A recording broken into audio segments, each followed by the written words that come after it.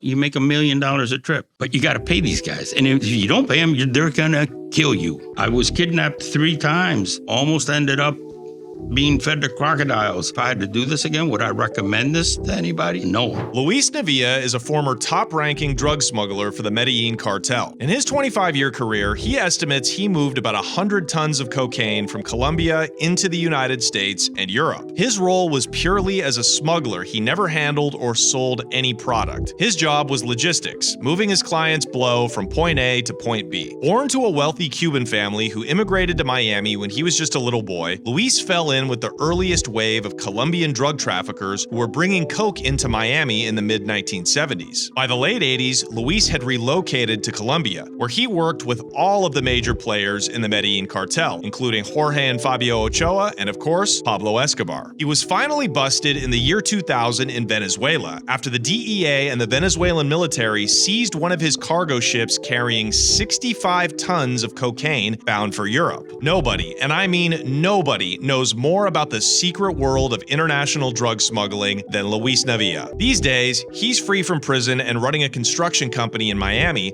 and he's written an incredible autobiography called Pure Narco, what is by far the best book I've ever read about the narco era. Go to Amazon and pick it up. And for a bonus episode with Luis, where he spills the tea on all of the famous drug lords and reveals shocking, never-before-told details, go to patreon.com/theconnectshow. All right, you guys, it's very rare that I get to speak with a man of this caliber. You're gonna absolutely love him. The Pure Narco, Luis Navia, right here on The Connect with Johnny Mitchell.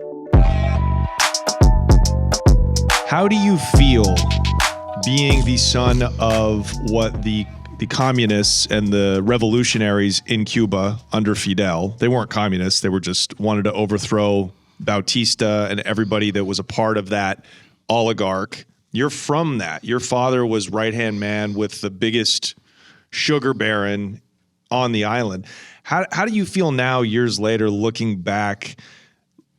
How do you feel about what happened?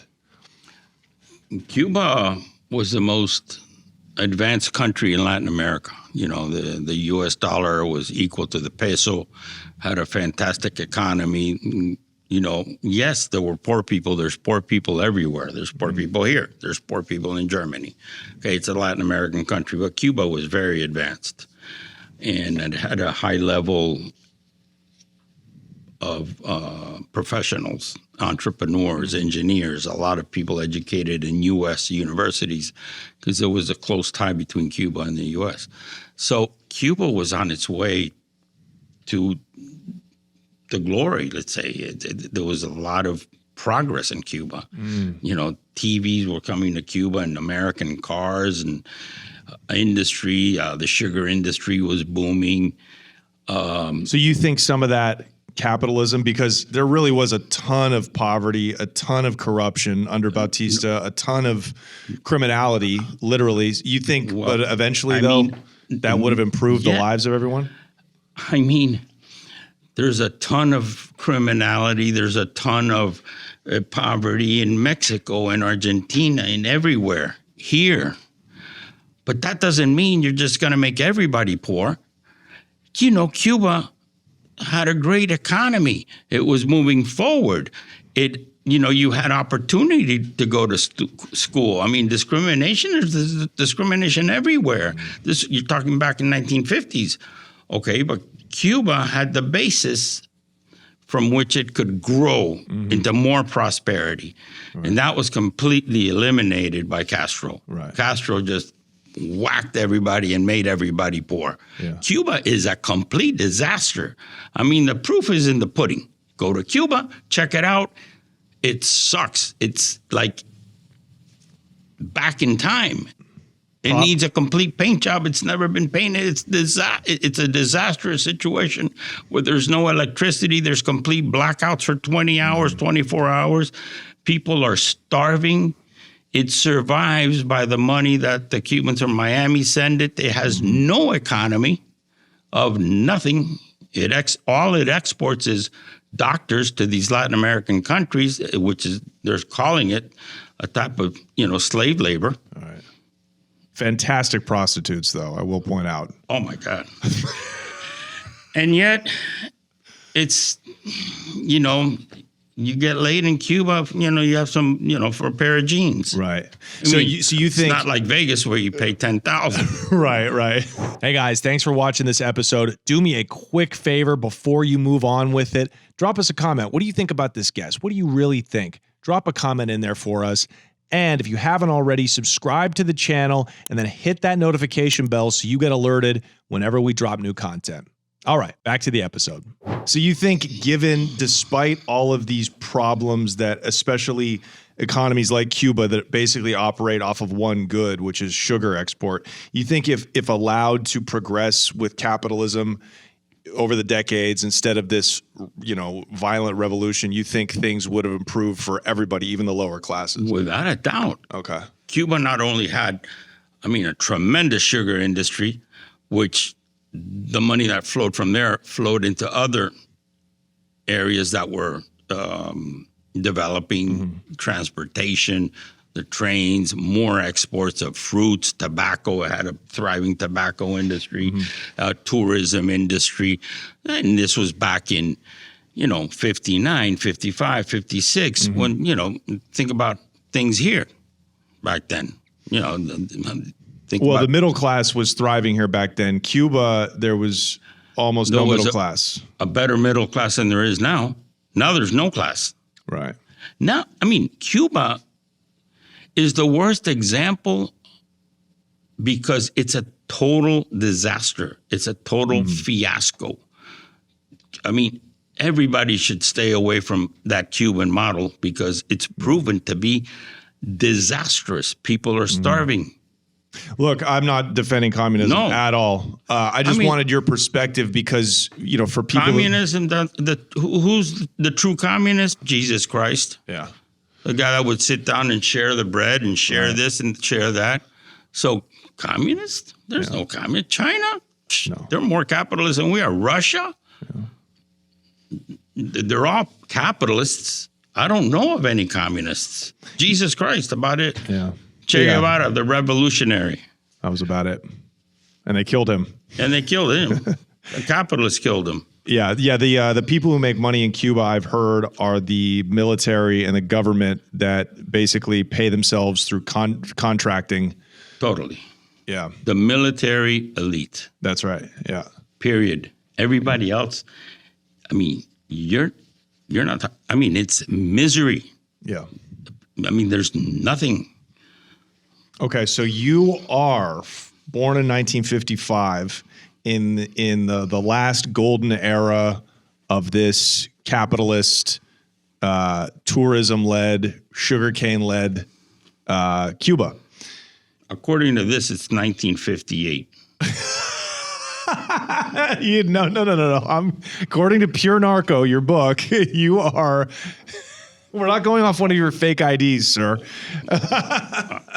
All right. Is Luis your real name? According to this one, yeah. Can I see it really quick? You can see it. Yes, Oh my God! Don't even mention the address. I won't.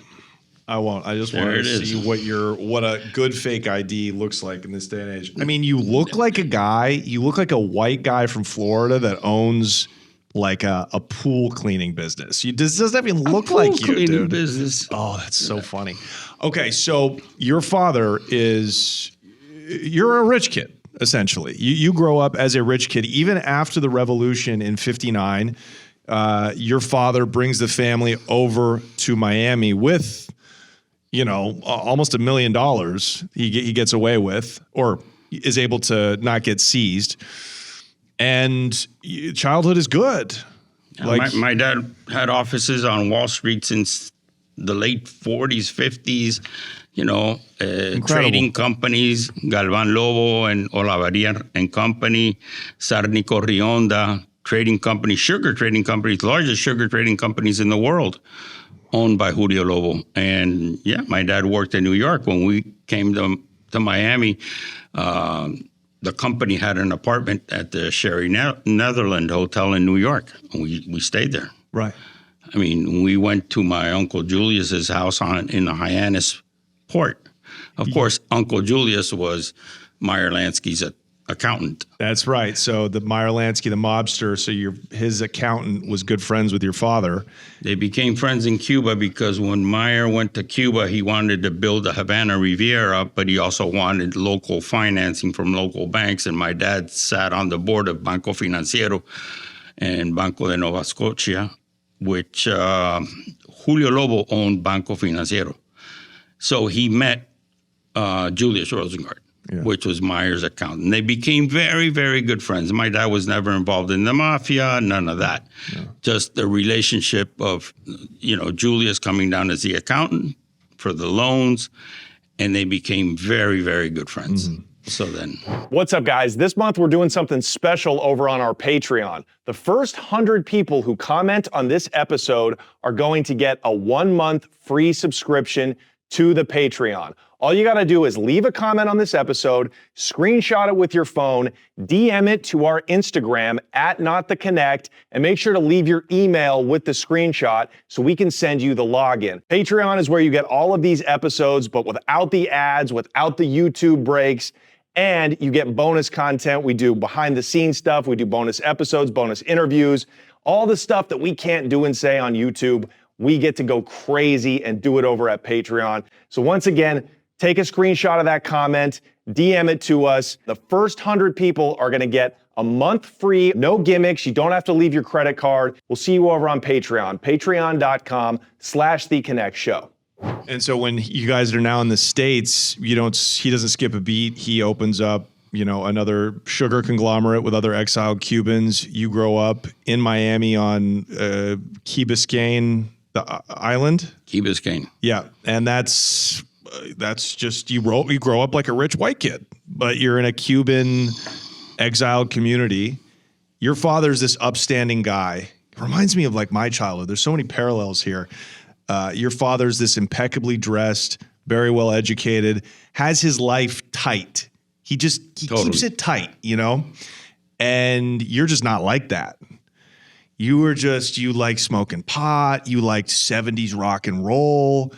You liked with the bitches. Excuse my language. That's for our black audiences. You were kind of a rebel. That's just in you. That's just in me. It's unfortunate. My dad was such an administrator, such a straight guy, He woke up at the same time every morning. He worked. And I was just all over the place. Yeah. I knew I wanted to be rich, but I didn't know, it's not like friends of mine, I want to be an engineer. No, I just want to be rich. Didn't it occur to you, or didn't your parents sit you down and say, son, you can be rich. We are rich. We can get even richer if you just put your head down and take what your father's built and expand it. They told me what to do. They said, here in America, you go to a good school. You get good grades. That opens the next door. It's all about opening doors. Great door to a great university. And it's all about connections, because you can get a great education anywhere. You can go to Miami-Dade, you can go to the City College, but if you go to Harvard, you're going to sit next to like the prince of who knows where, or, one of the Kennedys. It's all about connections and who's sitting next to you. So they put me in a great Jesuit school in Miami, which is supposed to open the door to a great university. And they did. They put me in Georgetown University. Yeah, they got you into Georgetown. That's like some that the Kennedys do. Like, you didn't have great grades. You weren't Georgetown material. My dad material. knew somebody that worked at Georgetown University, a professor at Georgetown University, because he was a very smart man from Cuba. And he picked up the phone and said, send him over. Yeah. And they said, wow, listen, the only thing is, he wants to get into the accounting program. Accounting, I don't know about accounting.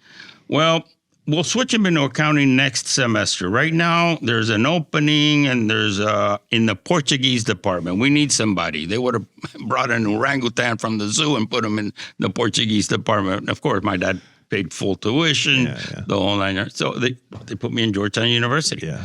I go to Georgetown University. I run into these Ecuadorians. We start smoking pot and going to concerts. Yeah. Yeah, and not doing much studying. My girlfriend was studying at Mount Vernon, which is next to that. She was from the Bacardi family. Wow. And it was just like a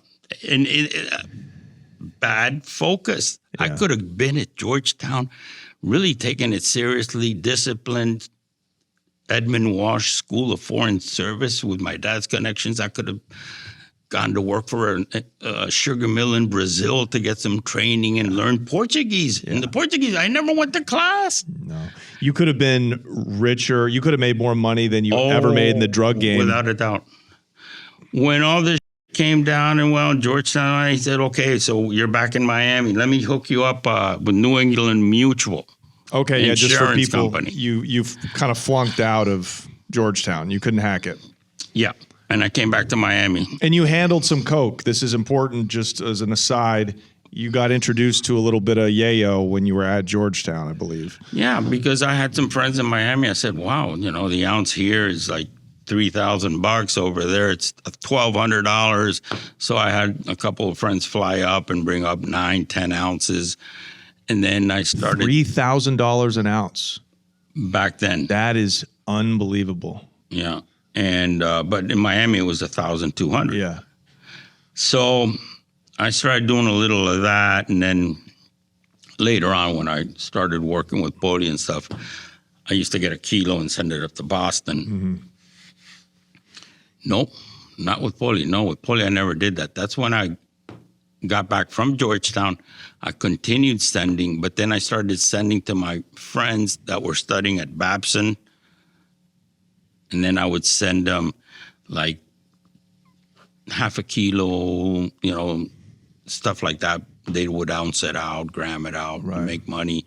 And then I would send to a friend he was at BU, Boston University. Okay. And that was before Poli. That was before I met Bia. This is way before. This is the 70s. So at $3,000, at $3,000 an ounce, the only people that can afford that coke are, besides like Hollywood elite, these rich kids that go to these privileged East Coast schools. So that's kind of how you get your first taste of drug money. And then I started working with 96X, the radio station. That's right. You were down working. You went back to Miami. You're working at a radio station for a while. That kind of goes sideways. I mean, the that happens, it's like I go, well, why? It's like the magoo, the follows me. I mean, radio stations work off the Nielsen ratings, Nielsen books, okay? The Nielsen company, a rating company, sends out books to people in Miami. Then you get your book. I listen to WMGM, how many hours a day? Everybody sends in their books, and then they populate all that data. The number one station is Y100. So 96X was always like the last one or second to last, and then they were doing good, but it was owned by Bartel Broadcasting, which that was owned by the I think was a Charter Corporation on the New York Stock Exchange. You know, a New York company that had like 6 or 7 radio stations around the country. Yeah. So one day, my best friend calls me up and says, "Hey, I just got this book in the mail, and since my mother has one last name and I have another, and my brother has another, and my stepfather has another, we got 5 books in one address." I go, "What? And what book is it?" It says something about Nielsen ratings. I go, "What? That's crazy. Of all the people in my, you got 5 Nielsen books?" Whoa, right away I went to the station sales manager, not the manager, because the manager was a straight shooter. So he goes, "What?" Yeah. So I asked for $5,000. I said, "I want $5,000. They gave me some stereo, but we gave my friend, he got all new carpeting for his house, the stereo equipment, all this. And he filled out, his whole family filled out that they listened to 96X 24/7. So when 5 different last names and 24/7, that multiplies it into a multiplier that just, 96X, the Nielsen ratings came back number 1. Somehow you guys became number 1, yeah. So then they found out it was a fraud. And when I found out that the FCC was a little hot and looking at this, I said, let me get the hell out of here. So I left Ecuador. I go to Ecuador. So I had my friends from Georgetown. So spend a month in Ecuador. Well, I guess everything's okay. You know, they did take away the license. Mm-hmm. The radio station lost its license. All because of you, because you're playing a little... Imagine this. So my girlfriend gives me a birthday party. Welcome back party. So it's my birthday party. You know, I'm sitting there, you know, just sitting back, having a drink, relaxing. And suddenly in through the door comes this girl. And I go, whoa. Like redhead curls, beautiful silk dress, watch, the diamonds, the jewelry. Like just exotic beyond, you know, we're not used to that. You know, we're used to just normal girls and this and that. I see this exotic girl come in, and then that's when I go up to her. We start talking, and we really like each other. It's like lust at first sight. Mm-hmm. And she tells me, what are we doing here? Well, it's my birthday party. I'm going to blow out some candles in a while. She said, let's just leave. We can blow the candles out at my place. And we leave. And that's when I met Bia. And Bia is the one that would change your life forever. And etch you into truly a piece of narco trafficking history. A great opportunity if I would have, you know, a narco situation that it could have played out disastrously, but I fell in love, in lust, and it was put to me in such a way that it was beautiful. You know, we got on the Learjet, went to San Francisco. She was dealing with people at a level where there was no criminality, let's say. No. It was not like, hey, this guy didn't pay and the other guy. She had a group of customers out in San Francisco that were ex-hash smugglers. She would bring them 100 kilos and they give her $6.5 million in hundreds, all counted. It's not like Miami where you sold somebody 5 kilos and he could kill you or not pay for it, and half the money you got was fake. Yeah. Or it was 5s and 10s. Yeah, she was selling keys to white Northern California hippies almost. To you. That's right. That's right. To you. That's right. So, and kilos she's selling them wholesale for $65,000 a piece. She's getting them she has, you know, through her life circumstances, she's got connects in Colombia. SOS, you call them in the book, source of sale. I want people to remember that because that's who I'm going to reference. Source of supply. Source of supply. I'm sorry, source of supply. And her route was taking keys. I think she got them for like 60, and she got them between 52 and 55. Okay, so she was making like 10 G's a kilo just for passing it off. Wow. Taking them to California. What year is this? 78, 79. Okay. You guys, I had to go put on my True Classic t-shirt for this ad read. You guys want to know where I got this Miami shirt? I know you've seen it, me looking fly lately. I look like a Coke dealer from Miami. That's the look now. It's all coming back. We're in the tropics these days. Where did you get this, John? Did you spend, I don't know, a couple $100 on it? On a name brand, a designer brand? You couldn't be more wrong. I spent like less than $50 on this high quality shirt. Look at it. It clings to my arms, clings to my waist, looks fly. I've already put it through the wash and dried it, and it has not shrunk. This is what you get. This is the quality you get when you buy your shirts from True Classic. And that's the mission from the guys at True Classic. They started the company to bring premium, comfortable clothing to the masses because looking and feeling great shouldn't come with a designer price tag. I couldn't agree more. And the masses agree as well. People vote with their dollars, and True Classic has sold over 25 million shirts to more than 5 million customers, racking up 200,000 5-star reviews. There you go. The people have spoken. This brand just isn't about fabric or fit. It's about helping guys show up every day with confidence and purpose. I've been wearing True Classic for a while now, since they started sponsoring the show, and I go buy True Classic every month. I don't just take free from them. I am actually a customer. They converted me like that. You can feel the difference the moment you throw one on. It's tailored where you want it, relaxed where you need it, no bunching, no stiff fabric, no BS. Just a clean, effortless fit that actually works for real life. So forget overpriced designer brands. Skip the cheap throwaway stuff. True Classic is the best of both worlds. True Classic is built for comfort, built to last, and built to give back. And True Classic has grown. They've outgrown just the internet. You can find them in big box stores now. Target, Costco, Sam's Club. You can find them on Amazon. Or of course, go to trueclassic.com and use my promo code to save money. Connect. That's trueclassic.com/CONNECT. Thank you, True Classic. Now go get yourself some shirts that will last a lifetime, make you look good, feel your best, and help you live your best life. So this is a perfect segue for us to talk about the formation of the Medellín Cartel.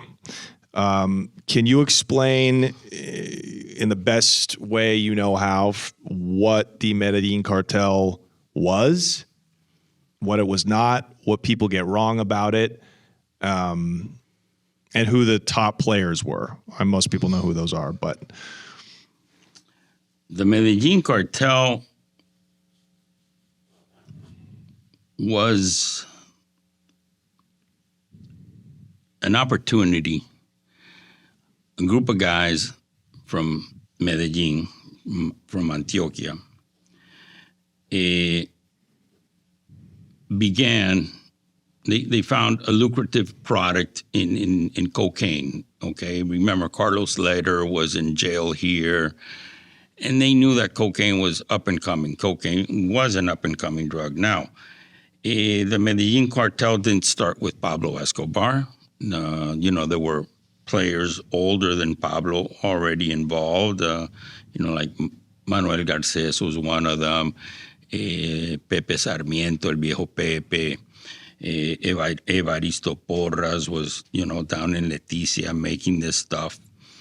But there's a family, the Ochoa family, that are well-to-do people, and a few of the kids, I think Fabito and George, they came to school here. They went to school here, university. So they started to realize that there was a lot of profit in this export product. So the Medellin Cartel was formed. It started different people sending cocaine to the United States, okay, independently. Mm-hmm. But then, it was George and Pablo, and then Leder, Carlos Leder, when he, bought the island over there in the Bahamas. That's right. When started to really snowball. But I remember when the cocaine used to come in, a lot of times people used to traffic it by swallowing it, okay? And cocaine used to come in, like for example, Pepe Sarmiento used to bring in, had a Merlin, and he used to bring in 500 kilos. That was a lot.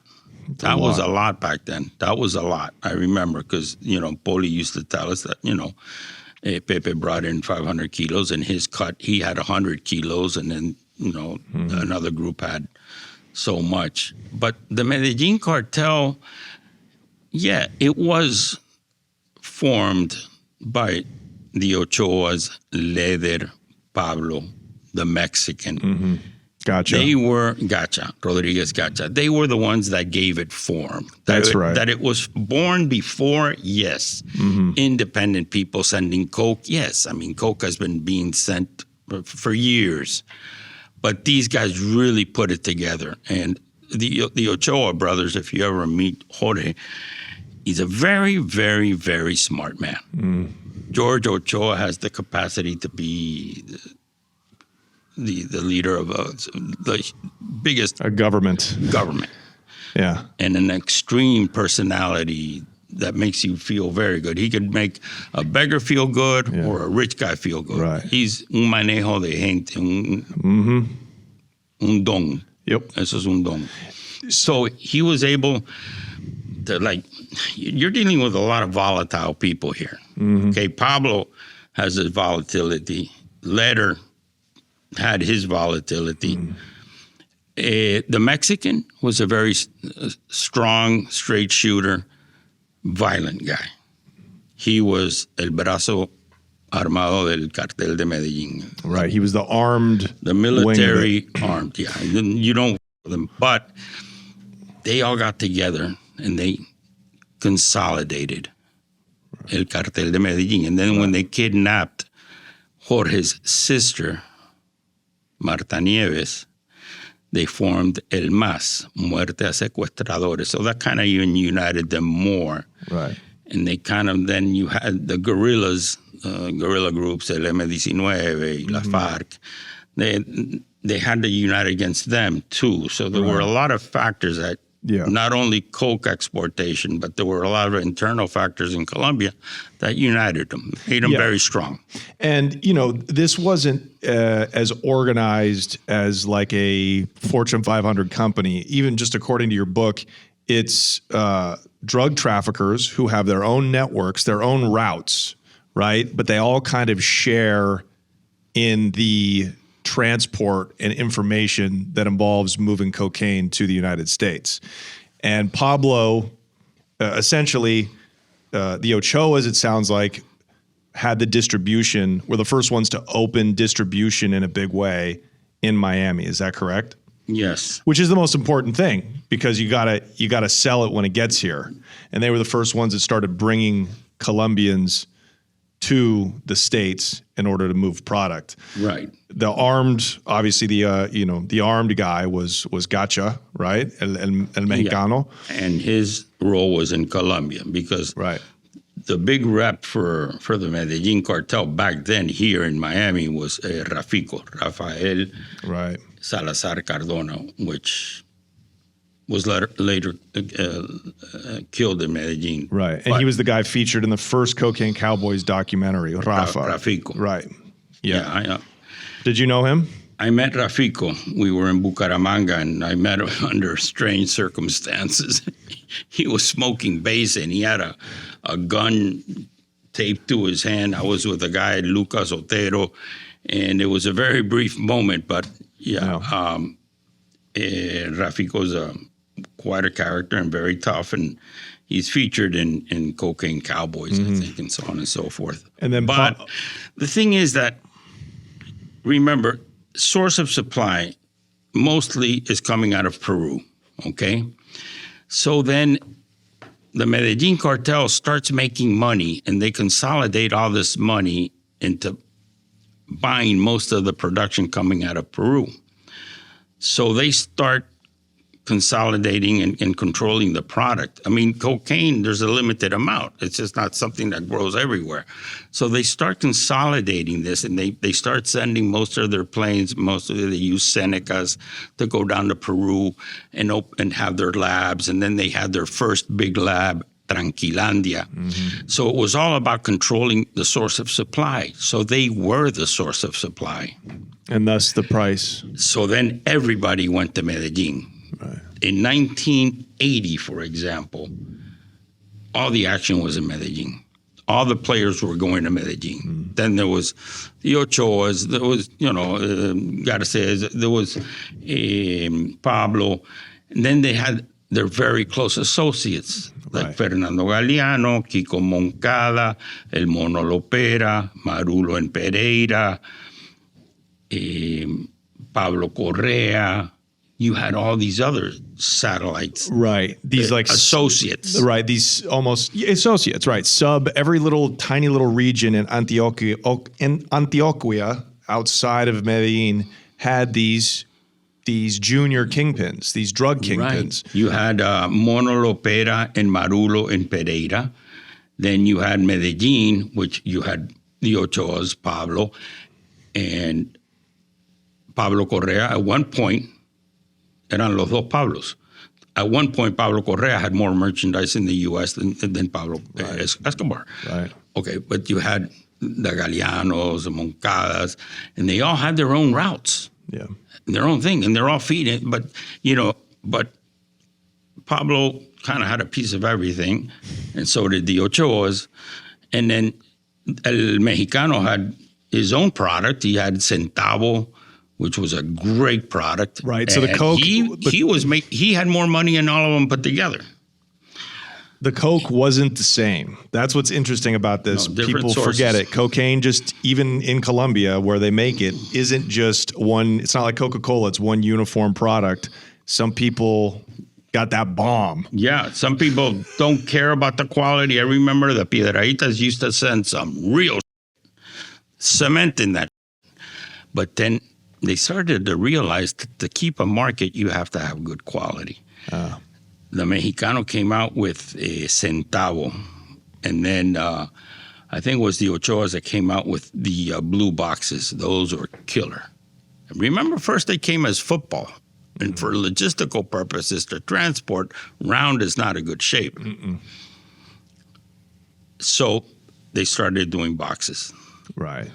And that was the Ochoa's invention. 82, 83. Don't think. I was receiving footballs in 80, 81, 82, 83. The boxes appeared around 84. It was the blue boxes.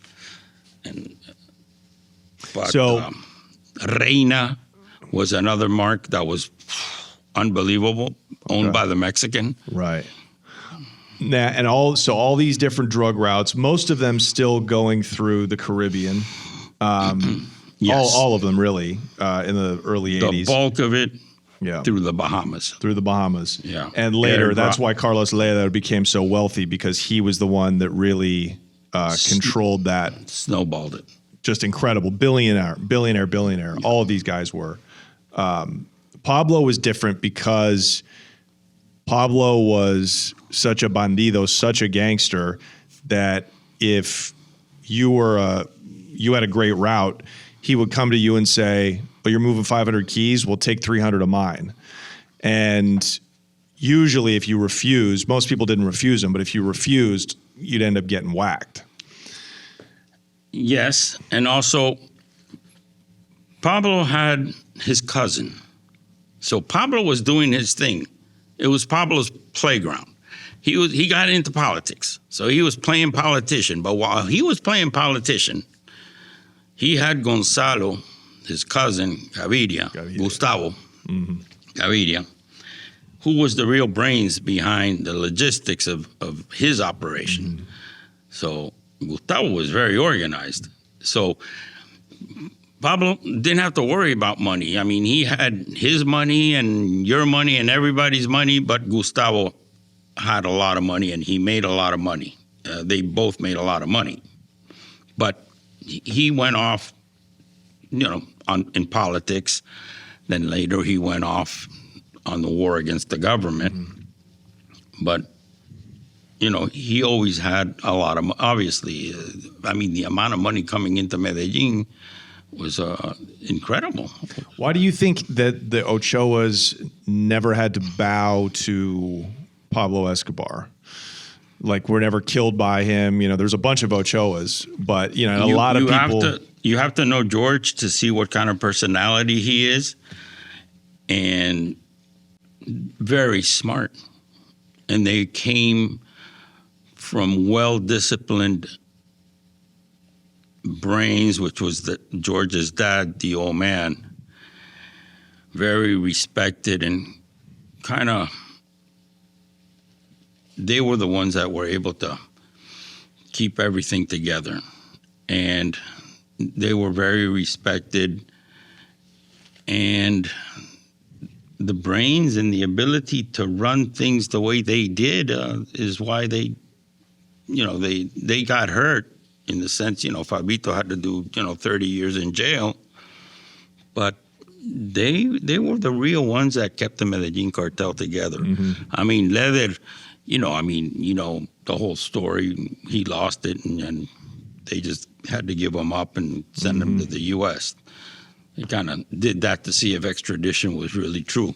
He just got out. He just got out. I cannot believe they let him out. He had life with no parole, and it's pretty crazy. He's back in Colombia. Well, they gave him a raw deal because he was supposed to be out a lot sooner, because he had a deal to testify against Noriega, which he did. Okay. but they didn't honor it. They didn't fully honor it. So he still had to do a very long stretch. Okay, so against this backdrop, this is how you begin to become this, like, I want to say, this invaluable resource to these drug lords. You were logistics. You never sold cocaine yourself, not on any massive scale. You never even, when it came to like multi-level, 100-kilo loads, you didn't own any of it. You were just taking a fee per kilo to organize the routes. Logistics. Correct. Okay. So now, there were a lot of people like me. Of course. Okay? A lot of people like me. I just happened to always, since day one, be working directly with the owners of the product. Mm-hmm. And one thing that helped me a lot was that, from the start, we had this golden goose out in California, Brian, that back then nobody had that.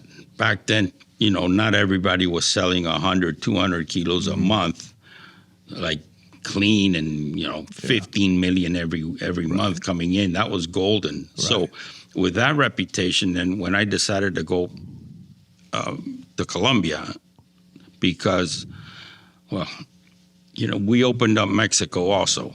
Hang on, we're going to go in order. There's a lot. We got to go in order. We're going to go in order. I want to. What year were you really brought in to the Medellin Cartel? With the Ochoa cousins, really when I met Bia, that she worked with Poli, and Poli worked with El Viejo Pepe. Right. So El Viejo Pepe. Yeah. And then if you Google him, he's part of the Medellin Cartel. He's a main earner, big associate of Pablo. So why do these billionaires need someone like you? Especially back then, someone would say, well, they have the money to pay off everybody, to coordinate everybody. Why do they need to give a piece of every kilo to this independent logistics expert? Well, they didn't give me a piece of every kilo. I was just a very good client. I was a very good distributor for them. Okay, so you had your own. So you owned your own kilos. No. What is the difference between having distribution and owning your own kilos? Pepe Sarmiento brings in 500 kilos. He gives 300 to Poli. Poli gives the 300 to Bia. And that's how it moves. And then Bia gives the kilos to you? To you. Okay. To the guy in San Francisco. So then who sells it? Where do you fit in? I'm Bia's boyfriend, and later, we broke up, and she left me the connection of the San Francisco connection. Right. But that's key. That's the golden goose. Of course. The money. So you have your own clients. Yeah. So that's the key. Having good clients that there's no problems. So why is that? Why does that? Doesn't that mean you own the kilos? No, you don't own anything. Because you don't buy them up front. You don't buy the merchandise. You don't do a capital investment, and you don't send $2 million to Colombia. You just sit here. You receive the kilos. It's your responsibility to send somebody else's merchandise to California. Now, that's a big responsibility because if you lose them, you pay them. Can I ask you this? Why, once you had enough money, wouldn't it be safer to just say, no, I'm going to pay you for these to avoid any problems? Number one, they never allowed that. In the beginning, it was no. Right. You're a distributor. Maybe they allowed you to buy into 10 kilos. But you know what? Then you're getting into their game. They're the owners. Okay? They're the owners. You're a distributor. You make your money. A lot of times I would tell them I want to buy 10 kilos, and then I'd pay for it. So when I received 200, 10 are mine, or 20 are mine. Right. But I never got into that. I said, you know what? I'd rather just stay on what I'm doing. Right. I don't want to get into this because you can't control that. When they tell you, wow, the merchant guys got lost in Peru. So do you really know if it did or if it didn't? Right. But I never wanted to get into that. But you did find distributors for the product. Yes, I grew the distributor network from just like the guy in the Hollister Ranch situation. Right. I meet this guy from Canada, and he's a hustler, and I know he's got sales capacity, Yeah. and he wants to get into this game. So he knows some surfers out in California, these hippies that, they surf all day, and then, he's a surfer also, and he says, these guys, man, the way they support their lifestyle and surfing all day is, once a year or twice a year, there's, surfing competitions down in Peru. They go down there and they bring their back inside the surfboards. And I said, well, they don't have to go to Peru anymore. They don't have to do that. We'll give them the here already in California. Here, take a kilo now. I understand if you lose this kilo, you're going to die. Yeah. Because the people I'm getting it from are those people. Yeah. So this guy starts out with 1 kilo. Before you know it, he was selling 100 kilos. Wow. If I would have met you, you are a perfect example of the kind of client I would look for. Oh, I'm flattered. Nice, decent guy that wants to grow a business. Yeah. Not some piece of that wants to rip you off. Yeah. Because that's a real pain in the ass. Because, see, the people that were giving me the merchandise would kill you. And they would. You see, so I'm then involved in murder. Right. Okay, they would. Yeah. No, and I told Steve, understand, I'm going to give you a kilo. I mean, you can't lose it.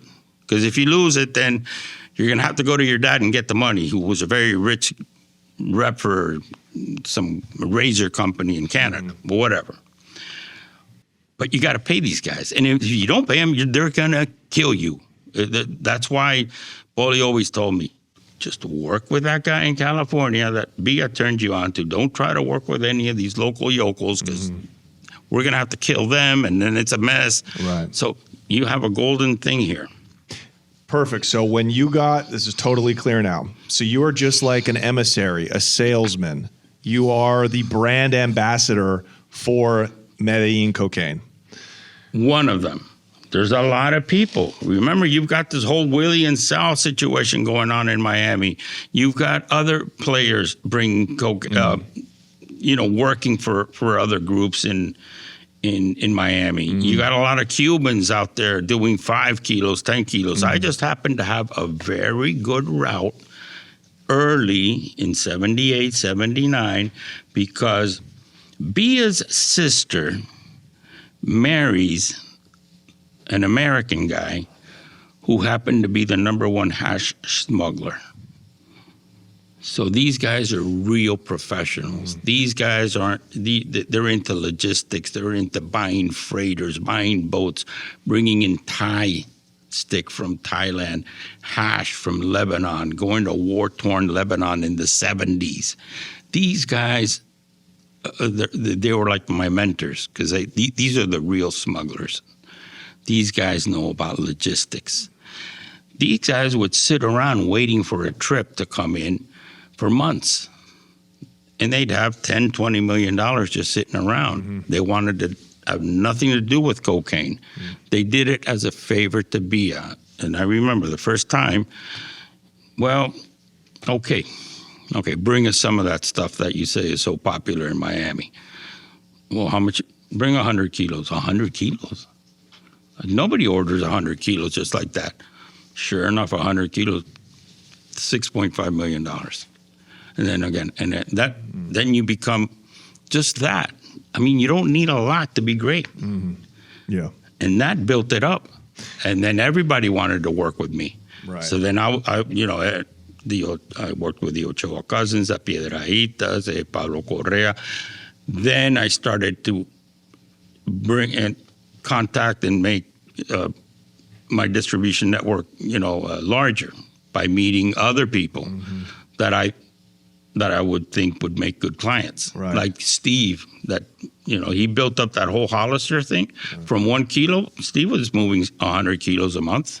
Today's episode is sponsored by Betterhelp. With over 30,000 therapists, Betterhelp is the world's largest online therapy platform, having served over 5 million people globally. I and everybody I know that goes to therapy, which is pretty much everybody, uses therapist that we met on Betterhelp. And it really works. I've been with my Betterhelp therapist for over 3 years. Plus, they've got an average rating of 4.9 out of 5 for a live session based on 1.7 million client reviews. Plus, it's so convenient. That's what I love most about it. You can join a session with a therapist at the click of a button, helping you fit therapy into your busy life. Plus, switch therapists at any time at no cost. That's probably the worst part about getting a therapist that you don't like is having to break up with them. BetterHelp makes it super discreet, easy, and they'll pair you with somebody that is the right fit for you. As the largest online therapy provider in the world, BetterHelp can provide access to mental health professionals with a diverse variety of expertise. Talk it out with BetterHelp. Our listeners get 10% off their first month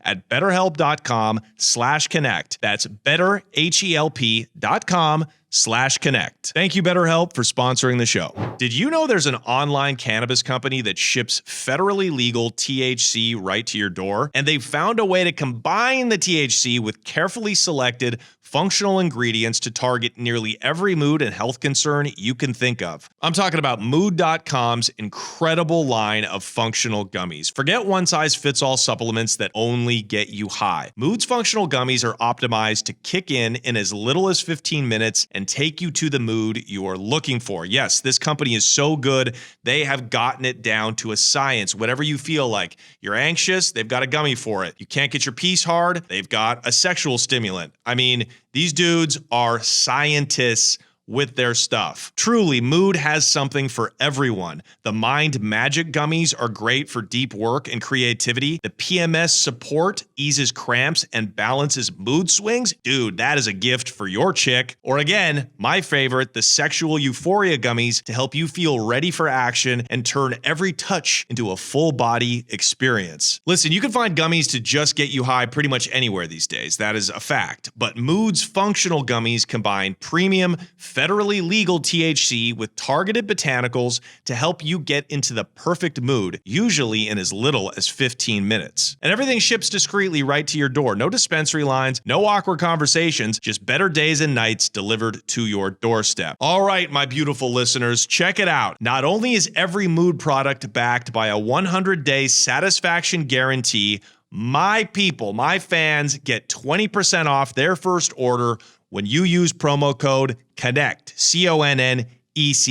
So head to Mood.com, find the functional gummy that matches exactly what you're looking for, and let Mood help you discover your perfect mood. And don't forget to use that promo code CONNECT when you check out to save 20% off on your first order. Thank you, Mood. I love you guys. Where were your other distribution cells in the U.S.? Santa Cruz, California, L.A., New York. Who did you have in New York? What kind of people were they? The Italians. The Italians. Yeah, and we started smuggling with them also. Were they part of the a mafia family up there? Yeah. Who were they? They were an off branch of the Lucchese family. Okay. And they were working out of Hollywood, Florida. Okay. And then I met, a very nice guy who worked with them, and he got whacked. How many keys were they taking from you a month? Well, first we sold, Joey would buy some keys from us, 50 keys or so, and take them up to New York. But then they started to smuggle for us, and they used to have a pilot, Florida Cracker, pilot. What was his name? I think it was Bob. That's a Florida Cracker name, dude. Yeah, I know. He was a cowboy type, but he knew how to fly, a great bush pilot. Yeah. And they had a route where they would go and pick up in Monteria. I would load them up in Monteria. They would refuel in Jamaica and come right into Hollywood Airport. Mm-hmm. Right in. Yeah. 350 kilos. We used to call that el Totogol. Totogol. And we did that with the Ochoa cousins. Okay, so you built up distribution first in the early days.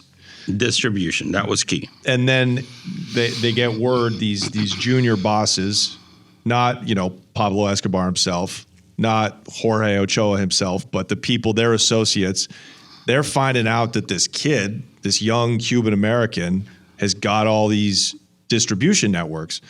in America. So they request to give you their product. Is that it? Well, it's not that structured. It's just that everybody found out that, number one, that I worked with Poli. And if I was able to work with Poli and survive, that said a lot. Right. Because Poli was very feared. Most of the people that worked with Poli weren't around. Mm-hmm. But when Poli went back to Colombia, I worked with his brother. And we moved a lot of merchandise. And it just got word that I was able to move a lot of merchandise in the U.S. Mm-hmm. So I made a good name for myself. So different groups approached me, and I was able to approach different groups. Most of the time when you're working with one group, you shouldn't work with another. I was able to work with 2 or 3 at a time. Yeah. One of the few people that have done that. But maybe that's my personality. I don't know. But Okay. I was working with 2 or 3 groups at the same time, And who were feeding my different clients. Who were those 3 principal groups in Colombia? I worked with the Ochoa cousins. I worked with Piedrahitas, and then I worked with the Pereira cartel, which was Marulo and Mono Lopera. That's right. Pereira, hottest chicks in Colombia. That's a tip most people won't tell you. Hottest chicks in Colombia. Yeah, that's a slept on. Look, I just blow it up. Now it's going to be flooded with Americans. Okay, so you built up distribution. The next step is you get into the smuggling, the logistics. I built up distribution, and then I decided to buy a Merlin, an airplane, because we decided to start working the Mexican border, because I had some friends of mine from California says, hey, we have contacts with the Guadalajara cartel, and we have access to the Mexican border. This was 1985. Okay, 1984, early. Before Mexico, so you, in the late 70s, early 80s, you're working with your mentor, Poli, and then later when he flees to Colombia, his brother. Exactly. You build up your distribution networks from California to New York. You're working with these groups in Pereira, other areas of the country outside of Medellin. And you're a millionaire by the time you're 27, I think, right? That's when I bought the Sugar Land. Yeah. Yeah, and instead of buying Ferraris and yachts and whatever else, and tigers and hippopotamuses like Pablo, you did exactly what I fantasize about doing with my drug money that doesn't exist. You buy a sugar company. You invest in legitimate, like a real profitable. I always had that thing about trying to be like my dad and as successful as my dad and as business-like and elegant and powerful in that sense. So with my money, I bought 22,000 acres of sugar land. Part of it was leased, part of it was owned. It had a rice mill. We also bought a packing operation in Aruba, and I bought into Lobocaine, which is one of the Wall Street trading companies that my dad worked with. So I had this idea of, wow, I'm going to be legal and I'm going to be honorable and someday get away from the cocaine business. Right. But cocaine business was too good. I was too into it. I also got into the lifestyle of party when you want and work when you want. And to be in the sugar business, you have to be very disciplined. So did you buy that sugar business as thinking, I'm also going to use it as a front to move coke, or you wanted to keep that separate? No, I wanted to keep it separate. Okay. So that was around 83 after my dad died. Right. Okay. But in 82, 81, I already had started a sugar packing operation in Aruba. But going back to the distribution network, I had this great distribution network. So the next logical step is, okay, now let's not only take the product in Miami and distribute it. Now let's be part of the import from Colombia. Let's offer the Colombians, I can pick it up in Colombia and bring it to the States. There's a lot of money in that. plus distributing. So you're more or less vertically integrating your business. That's right. So I invested money. I bought a Merlin, which is a very nice turboprop. I used to keep it in Burbank, California. We started to do some trips through the Mexican border. Right. Okay, I would take the merchandise. The Merlin would go down to Colombia, load up, we used a strip off Puerto Vallarta called La Peñita. It was owned by Rafa Caro Quintero. Well, I don't know if it was owned by him, but he gave us permission to use it. Okay. His turf. Right. Back then, it was the Guadalajara cartel. That we used to go to Puerto Vallarta all the time. Right. To hang out there. Did you ever meet el jefe de los jefes? No. Felix Gallardo? No. Okay. Never met him. But we worked Mexico at an early start. Not everybody was working Mexico. Everybody was still there dropping in the Bahamas. Right. We were already, taking trips to Mexico. And then, the Mexicans, my friends who had the contacts with Mexican would deliver it to either Tucson, mostly into Tucson, because the guy that had that connection with Rafa Caro Quintero was the doc. Right. So we were working that. We were working Bahamas. You got to understand, thousands of kilos moving through here and thousands of kilos moving through here. It starts to add up. Yeah, it starts to get complicated quickly. Yeah, and you got to know what you're doing. And but that's what a criminal or organization does. You've got to stay on top of it. So now that you've got one plane, what does your price per kilo look like? Like, are you paying a Colombia price on a kilo? No. I would just charge a percentage to take it to Mexico and cross it, which was 33% at first. Oh, 33% of what? Of the load. Okay, so give us a mathematical example of that. What would an average load look like? So let's say you take, back then in the Merlin, you couldn't handle 1,000 kilos, but let's say you took 500 kilos, okay? So you pick them up in Colombia, and you're going to hand them over in Tucson. You charge 35%. So of the load. So 500 kilos. Yeah. Let's narrow it down to keep the numbers easy. 30%. Okay. So 150 kilos you take, and you hand over 350 to the Colombians. So now you have 150 kilos, not free. Because I have to pay the Mexicans, I have to pay the Americans that have the Mexican contacts, I have to pay, a lot of expenses. But let's say out of the 150 kilos, 30 kilos are mine, okay? And then I have all of that to sell also. Okay, got it. So you paid your contacts in Part cocaine? of the deal was that I sell it. Okay, so you paid and the contacts at the border with Mexico and the Americans who had the contacts? The doc paid them. Did they get paid in cocaine or cash? No, at first they got paid in cash because I kept the kilos. Okay. Because it was very valuable to keep the kilos. Okay. And back then the cash was low. Later on, things changed. Right, and they started getting paid in cocaine. Yeah. So Mexicans grew. That's when they just snowballed. Right. So you bring in, say, 500 bricks from Colombia and delivering them once they landed in Tucson, Arizona, you would get about 40, let's just say 40 kilos out of 500 as your payment. Let's say I had 30 kilos that were mine, but then I had, another 120 to sell, right? Because the Colombians, I gave them their stuff. Back then I didn't want to sell anything. But that was a route. But then remember, I had other situations where I wasn't transporting.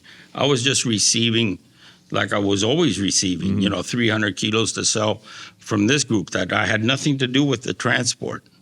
See? So every deal is different. Yeah, every deal is different. There's a lot of a lot of money. The money that became a problem. Yeah. There's a lot of money happening here. So then, to make a long story short, we were doing great on the Mexican border. The doc has a problem. In 87, I feel I'm getting hot, and I decided to move to Colombia for good. And that's when I left the U.S. That's right. That's right. And I had my Merlin, and I left the Merlin in Burbank, and then we started to use the Merlin to go to the Bahamas and also Mexico, and we started to airdrop off Cozumel, and I had a group picking up in Cozumel. So we had, airdrops in Cozumel, landing in Mexico, airdropping in the Bahamas, landing in the Bahamas, the Italians doing the Jamaica thing. So, then what happens is a lot of people are doing what I'm doing. I'm not the only guy. There's a lot of Cubans, a lot of Mexicans, a lot of people doing what I'm doing. It just so happens I'm one of them, and I lasted for 25 years. That's the difference. I had a long run because I kept such a low profile. I partied quite a bit, but I kept a very low profile. The smuggling, did you organize everything down to, the groups that were picking the coke that was floating in the ocean when you did the drops? Or did you have contacts in the local areas that had the people? I had contacts in the local areas. Like I had a guy in the Florida Keys, El Gordito, George Cabrera, rest in peace. He died a couple of years. That's what he did. He picked it up. Wow. Then another guy, El Pato, an offshoot from the George Cabrera group. We did a lot off Lighthouse off the west coast of Tampa. Wow. We airdropped the hell out of that. The ICE Customs guy that had my case, Bob Harley, called that the coke machine. Wow. There was so much coke coming in to the Keys, and then when they found out they were all being airdropped, they called it the coke machine. And so you were airdropping with GPS trackers on it, or how did the boats find it? With those neon lights. Right. Yeah. How many keys are in a load? An airdrop there load? We were using a King 300, a King 350. It's the only plane turboprop that had the capacity to go and come back without refueling. Okay. So we would put 600 kilos. You couldn't put more than that because the rest was gas. Right. And who are your pilots? Back then we were using Colombian pilots supplied by the owners of the plane. Those planes weren't mine. Okay. Whose planes were they? The Kingpins? Rasguño. We did routes with Rasguño. We were also doing routes for Fernando Galeano. Because the last podcast I said his nickname and they beeped at me. Is El Negro Galeano. Okay. But the Black Galeano. Yeah, he worked with Mickey Ramirez. So I was working.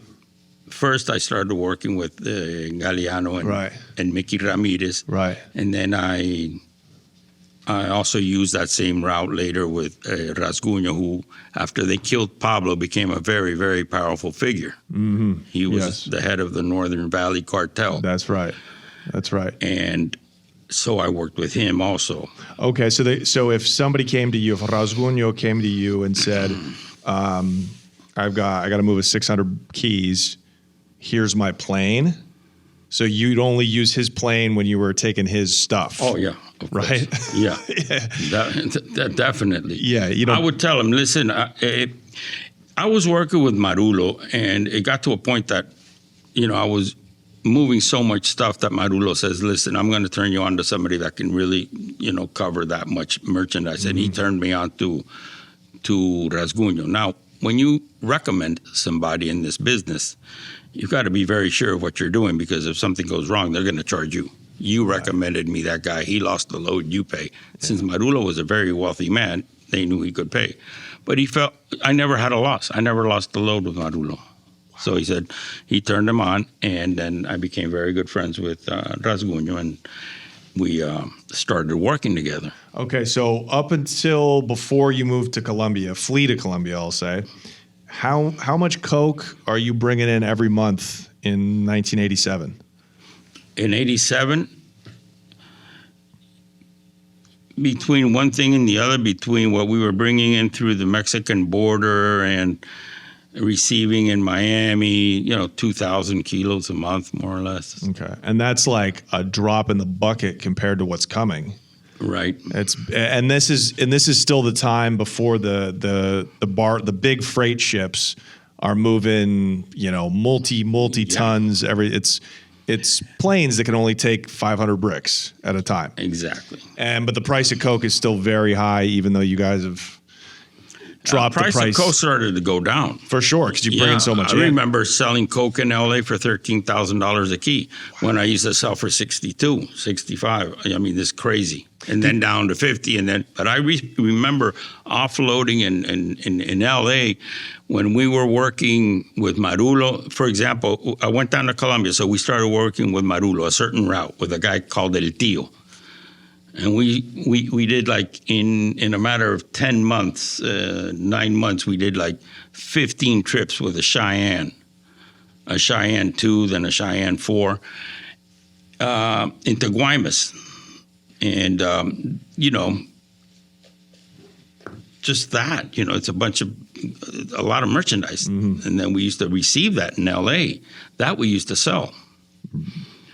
Like your own people. Yeah, to my own people. And then working with Marulo, and it was just different. Did you guys times. realize that? Did the bosses in Colombia realize that they were almost cutting their own throats by dropping the price? They're sending too much product, and now the price has gone from 60 to 13. No, that part that I sold at 13, that was our cut, because we charged 30, 40%, and then our cut that we had in LA, we had to get rid of quickly, and we decided to sell at 13. But that's because the price was 16 or 17.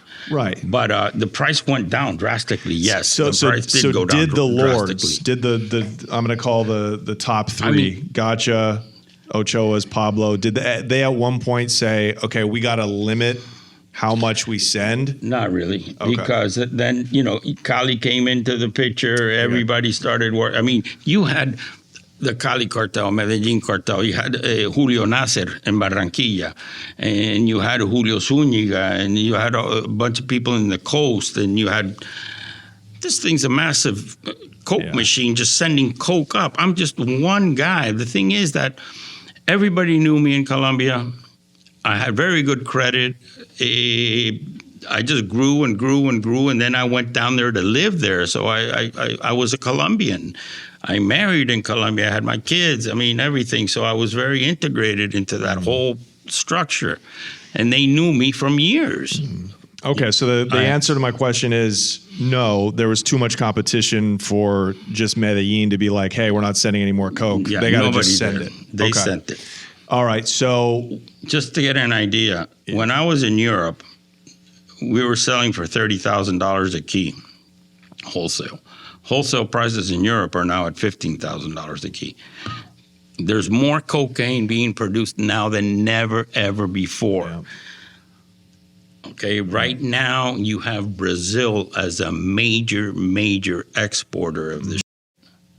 I think second to Colombia. And you got Venezuela in there too. And Ecuador. And Ecuador, exactly. This is, right now, the amount of, new markets are emerging. Before it was Mexico, the Caribbean, airdropping, and then, a few people started going into Europe. That was like amazing. Who were the first Colombians to go to Europe? I think Pablo and his group, and then there was Beto Gitano, and the main guy in Europe, the biggest guy in Europe was Cito Miñanco, that he was the first Galician, he's from Galicia, Spain, that really blew it up and really started bringing in large numbers into northern Spain. Mm-hmm. But in 87, when you go to Colombia in 87, you're still only moving merchandise into the U.S. Yes. Okay. Yes. I didn't move merchandise into Europe till at the end when I was working freighters. But, Right. But Okay, remember, so- from starting out with 9 ounces, let's say in Georgetown, when I got caught in Venezuela, I got caught with 25 tons. Yeah. And that's the thing. Back, it was the largest, seizure ever. Yeah. We were moving freighters. I mean, from Right. distributing cars, with caletas to California with 100 kilos, 50 kilos, 70 kilos, to buying airplanes, to airdropping, and to sending boats into Cancun. I mean, into Cancun, we did 44 trips. Okay. When you come to Colombia, how do you move to Medellin, or where did you move to? Where'd you take your Bogota. family to? You went to Bogota. Why Bogota specifically? Well, I mean, I already had, my brother-in-law's family lived in Bogota, and Bogota was the biggest city. It was nice weather. I already had an apartment there. My apartment was right next door to the American ambassador's house. Imagine From my that. bedroom, I saw his yard. Oh, wow. It was a very nice area of Bogota, and I liked it, cool weather, and I had family there. How did your side of the business, your operation expand now that you're at the source? You're living at the source. Well, expanded tremendously because then, I'm here in Bogota, and then a lot of people start coming to me to feed them merchandise. I had to filter that. But I had my own planes. I kept my planes in Venezuela. So I had 2 Conquests, Piper Navajo. The Merlin I had, but then we were doing a trip in the Bahamas, and the pilot got scared, and they didn't top it off all the way with gas, and he ran out of gas somewhere over Haiti. So that's part of a reef in Haiti now, in the south of Haiti. But that Merlin did a lot of work.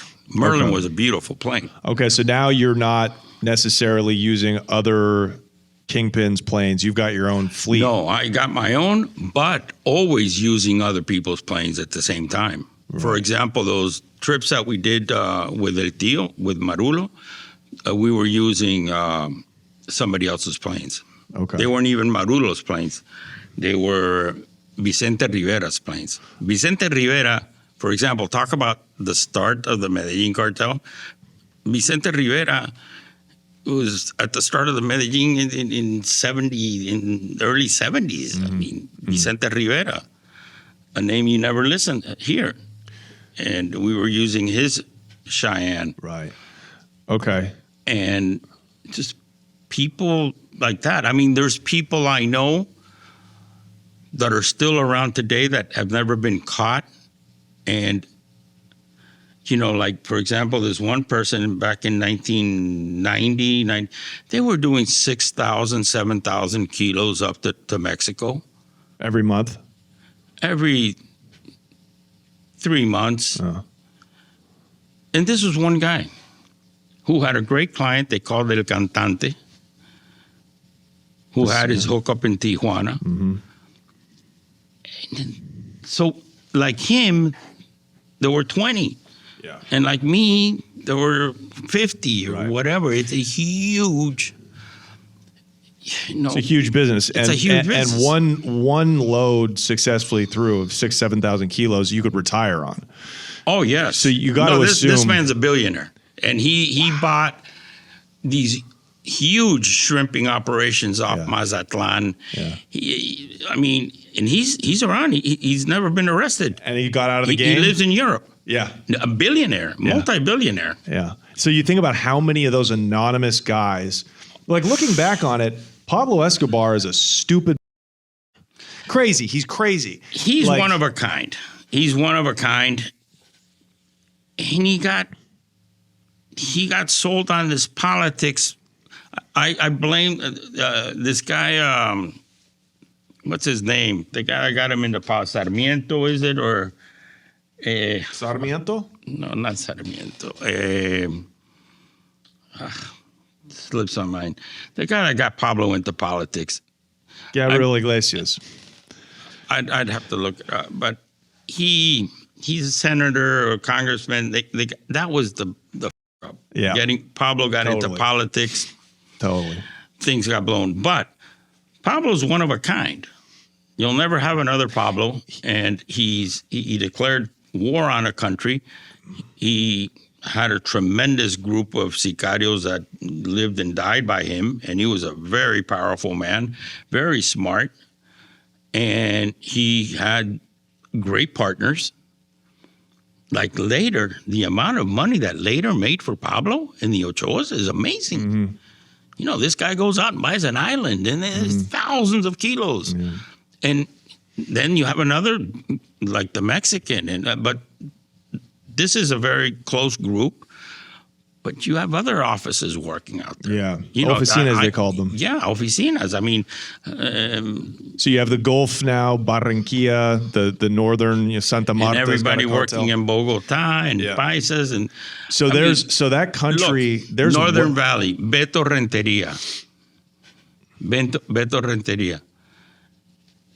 billions of dollars. He moved tremendous amount, and he was just one guy. And But the he's famous huge. guys, the guys whose name you know, they're dead and gone, except for the Ochoas and yourself. Everybody else died, usually a bloody death, or they're going to die in prison. But the hundreds, maybe thousands of little oficinitas that made a cool 100, 200 million and got out of the game, A bunch of them. that's incredible. There's people that I remember in Bogota. They had a route. We're doing 30 kilos, 50 kilos every month on a route, airplane route, cargo route, you know, hidden to Germany. Nice and easy. Every month. Nice and easy. And they never did 40. They never did 60. They never did 100. They kept it at 30. They were doing 35 years doing that. They have more money than you can put in this room. You know, people that have hundreds of millions of dollars because, you know, think about it. Every month, una rutica, 30, and that they own. That's theirs. Yeah. Maybe with a partner. Yeah. And that's the equivalent of like just socking away money every month in the stock market. Just over 30 years, you watch how that compound interest grows. 30 kilos, 10,000 net profit, 300,000 every month, 30 years. That's right. Hundreds, maybe and billionaires. This is just a guy who you wouldn't even know who the hell he is. Now, did those small little groups, did they have front companies? Like, did they, I imagine a lot of them looked like you, these real, like, just humble. Did. Some just bought a couple shops and they just got a hell of a lot of cash. Right. Because they don't want to, they're so smart to keep that golden goose that they're not going to go out and then, you know, out of nowhere buy car dealerships and, and then have to deal with that headache. Well, Colombians, they kept it very simple. The Colombians are very astute business people in whatever they're doing. And they must have realized, they're like, holy shit, God is telling us something with this cocaine, this shit that you make from raw material that somehow they've made illegal and we're able to charge an exorbitant amount. It's an amazing phenomena. It's a phenomenon. It's a phenomenon. And I can't see it ever happening in the way it did ever again. And they must have realized.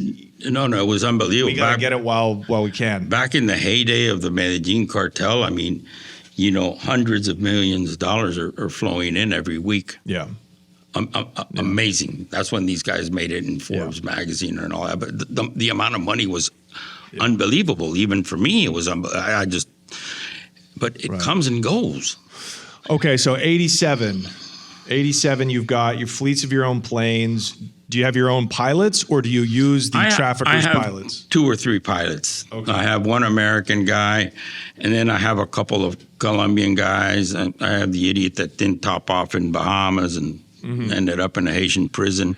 Now, do you still have your... I could have gotten him out immediately, but I let him sit there for about 8 months. Okay, yeah. And all these little anecdotes you can read in the book. You know what I mean? Yeah. We want to know how it works. Do you have your distributors still, now that you're living in Colombia and you've basically are in charge of freight, moving the for yourself and other traffickers, do you also still keep your distributors in America, or does that kind of go by the wayside? I started to phase that out because people got hot. Yeah. The doc got hot. Brian died. Scott, out of Santa Cruz. He retired. And then I was making money just having good Mexican contacts, because then from having great distributors, I had great Mexican contacts. Yeah. Okay. It just so happens that I had el tío, el compadre, the guy that worked with Nacho Coronel. Then I started working them. And then I had a few of my guys that always received in the Keys. Okay. So then I went from, dealing, because I got a little, when Doc got hot and, I stopped distributing in the U.S. and just concentrating on Mexico and airdropping continue airdropping in the Keys, but more Mexico. Yeah. Sounds like the majority by the late 80s, the majority's going through Mexico. And in the early 90s, when it got hot, because of the radar in Panama, we laid off planes for a while, so we established a new route, which was boats going from Cartagena, refueling around San Andres, and hitting Cancun. At one point, Cancun was the number one receiving point in Mexico for cocaine. At one point, at any given moment, there was 30,000 kilos sitting in Cancun, waiting to get taken up to Houston, mostly to Houston. And was it the tourist place that it is now, even back then? Cancun was one thing in the daytime and another thing at night. Okay. But even back then, there was a lot of international people going there, and they had no idea that all this blow was going on. No idea. Wow. No idea. That's amazing. No idea. They were on the same beach they were on, not exactly the same beach, but 2 miles down at night. Okay. Just boats coming into Cancun. Okay, so now we've gone thousands of kilos. That's why, and we started working Cancun and working with the Mexican federales that we called Yankees, and then when Amado Carrillo became very big, he had his boss. He gave Cancun to Metro. Metro was his boss in Cancun. He was a very vicious guy. Mm-hmm. And then we decided to lay off Cancun for a while. Okay, so now the evolution of the cocaine trade has gone from smuggling on commercial flight, swallowing, taking some keys on commercial flights, to taking 500 keys on airplanes and airdropping them, and now we're at boats. So this is the next evolution of it. Tell us what kind of boats and what was the route? How'd you get them on? How'd you get them on the boats, and how did you get them safely to Cancun? Well, it's amazing, but we stopped using plane, and I go to Rasguño and I said, let's just take it by boat. I go, what, are you crazy? Are you nuts? Estás loco, güey. Yeah, estás loco, cabrón. Okay, what's your plan? Tell me your plan, because anything goes wrong, it's on you. I said, listen, let's take them from, let's use the boats that we used in smuggling in the Bahamas, okay? So we brought a Scarab. Actually, we bought a Scarab with twin Merlin surface drives. That's the San Andres, okay? Tell us what kind of... Scarab is a fast boat. Is one of those cigarette-type boats, okay? Right. With surface drives, Merlins, we brought it to San Andres. So we had a small boat go pick up the merchandise in the Colombian coast, mainland Colombia, bring the merchandise to San Andres. And then from San Andres, we took that Scarab, that fast boat, to Cancun. Twice. Once it had engine troubles, and we had to fly a mechanic from Miami to San Andres, take him out to fix the boat, and then the boat continue. And then another time, it ran into bad weather, and we almost lost the load. But then we were there in San Andres with these issues, and then this friend of mine, Fresh, who's a local fisherman, local black guy who's fished all his life, and he's made his living fishing lobsters in Nicaragua, which was a no-no, bringing them to San Andres, selling them to a repacking operation, and they sent lobsters that were from Nicaragua, that there was a trade ban, but they would put made in Colombia, a lobster is a lobster, and send it to Miami. All right. So Fresh tells me, what are you doing all this? You know, I've been dealing these seas all my life. I can take your coke instead of in one of those fast boats at $300,000 in Miami. We can use my boat. It's basically a center console, 28-foot twin engine boat. It's a fishing vessel. No, not a vessel. Have you ever seen a center console, a little 30-footer? A fishing boat. Yeah, a little, pleasure boat. It's a center console. Yeah. Imagine 28, 30 feet Right. with twin outboards. I said, are you nuts? You want me to put 1,000? No, we could actually put more than 1,000. Are you crazy? You know what's going to happen? They're going to kill you, me, everybody. Sure enough, since we had trouble with the high-powered, high-tech Cigarette boats. we gave it a shot. Those fishing boats can go from the coast of northern Colombia to Cancun? No, that was step one. One boat would bring it to San Andres. Where is San Andres? That's off the coast of Nicaragua. It's closer to Nicaragua than Colombia. It's very far from Colombia. Where do the kilos launch out of? Where do they launch out of? Necoclí. Necoclí is a part of Urabá in the Gulf, in the Caribbean side of Colombia. Got it. Okay? Just so because people, we're going to zoom in on a map here, but it's fascinating. Yeah, if you have a map, you'll see that, So just east of Panama, just east of. Exactly. Right, okay, got East it. of Panama. Got East it. of Panama. So, and they would take the merchandise to San Andres, which is just outside of Nicaragua. I see. Okay. And what kind of boats are bringing the coke up to San Andres? Right there, we had a commercial, just small boat, not a fishing complete boat, Right. but a small little trawler that we bought for somebody, and no big deal. What about the radar? Are you worried in 87, 88? No, are you no, worried this is about by interdiction? boat. There's nothing's there. Nothing's there. Nothing's there. Not even international military. I mean, no. Back then, I mean, not really. We didn't even worry about Didn't that. even worry about it. Okay. So it got to San Andres, and then, Fresh used the boats that he used to bring lobsters. And, of course, Rasguño says, listen, if you want to take it in a canoe, you take it in a canoe. It's on you. I said, I'm going to give it a shot. Sure enough, this guy makes it. How many keys? We started with 600. Then the boats got bigger. And then this guy making these boats in Cartagena, they're called Eduardoño. They're famous. They start making them a little bigger, sturdier. Right. Then the Yamaha engines are amazing. We'd buy, every time it was 2 brand new Yamaha engines. Yeah. Not Mercury, not a Yamaha. We buy them in Panama. The Panama companies that were selling these engines, selling the SAT radios.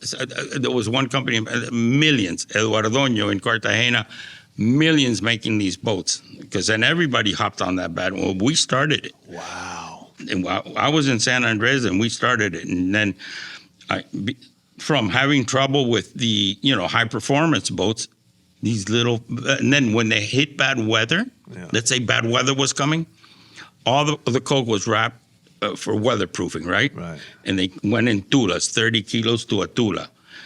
The bad weather would come, they would throw the coke overboard, the tulas, all tied by rope. Boom, boom, boom, boom, boom, boom.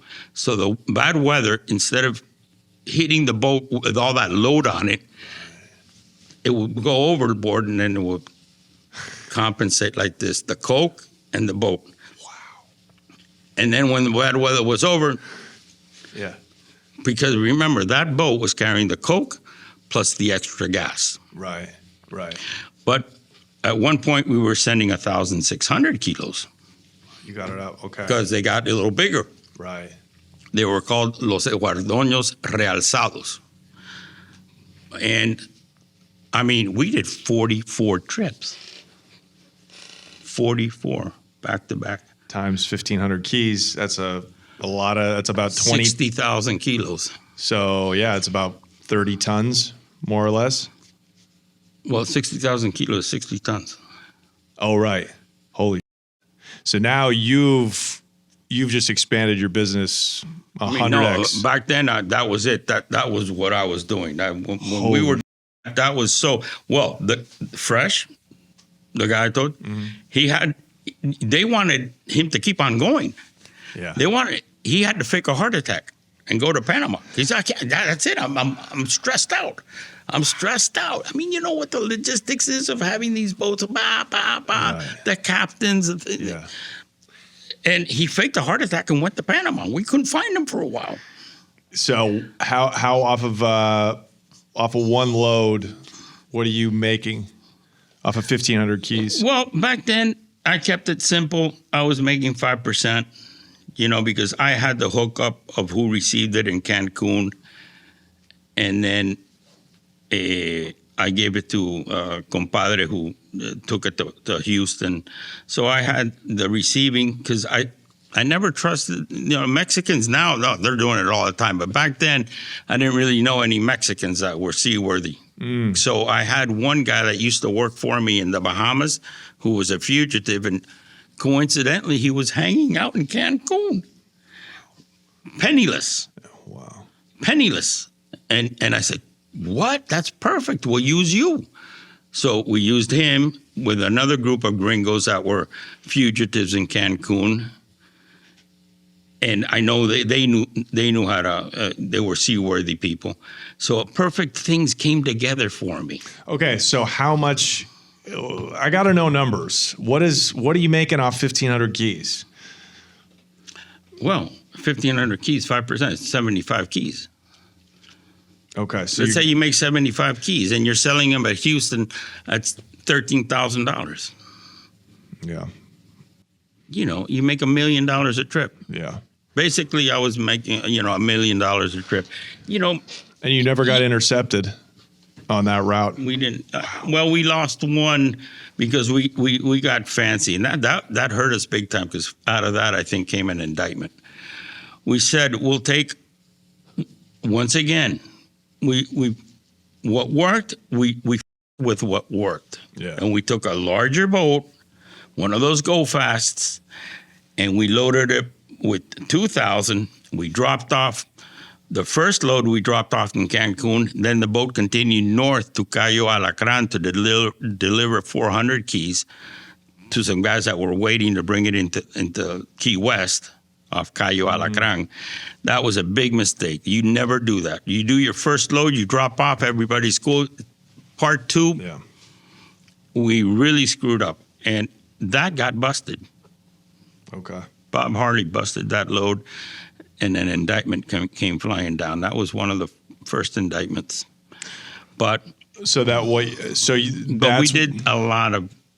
We were very successful. That Cancun route, that Colombia to San Andres to Cancun route, did other Colombian kingpins copy you and start sending? They all started to pop up in San Andres. At first, it was only me and my partner in Rasguño in San Andres. When that started to happen, a lot of the guys from Cali, like Cristancho, I met him at San Andres, and then everybody hopped on that bandwagon.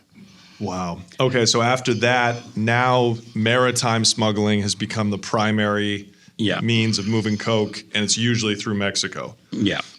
Right now they're doing, semi-sumergibles, like submarine types. Now, what year did that start becoming a thing, the semi-submersible subs?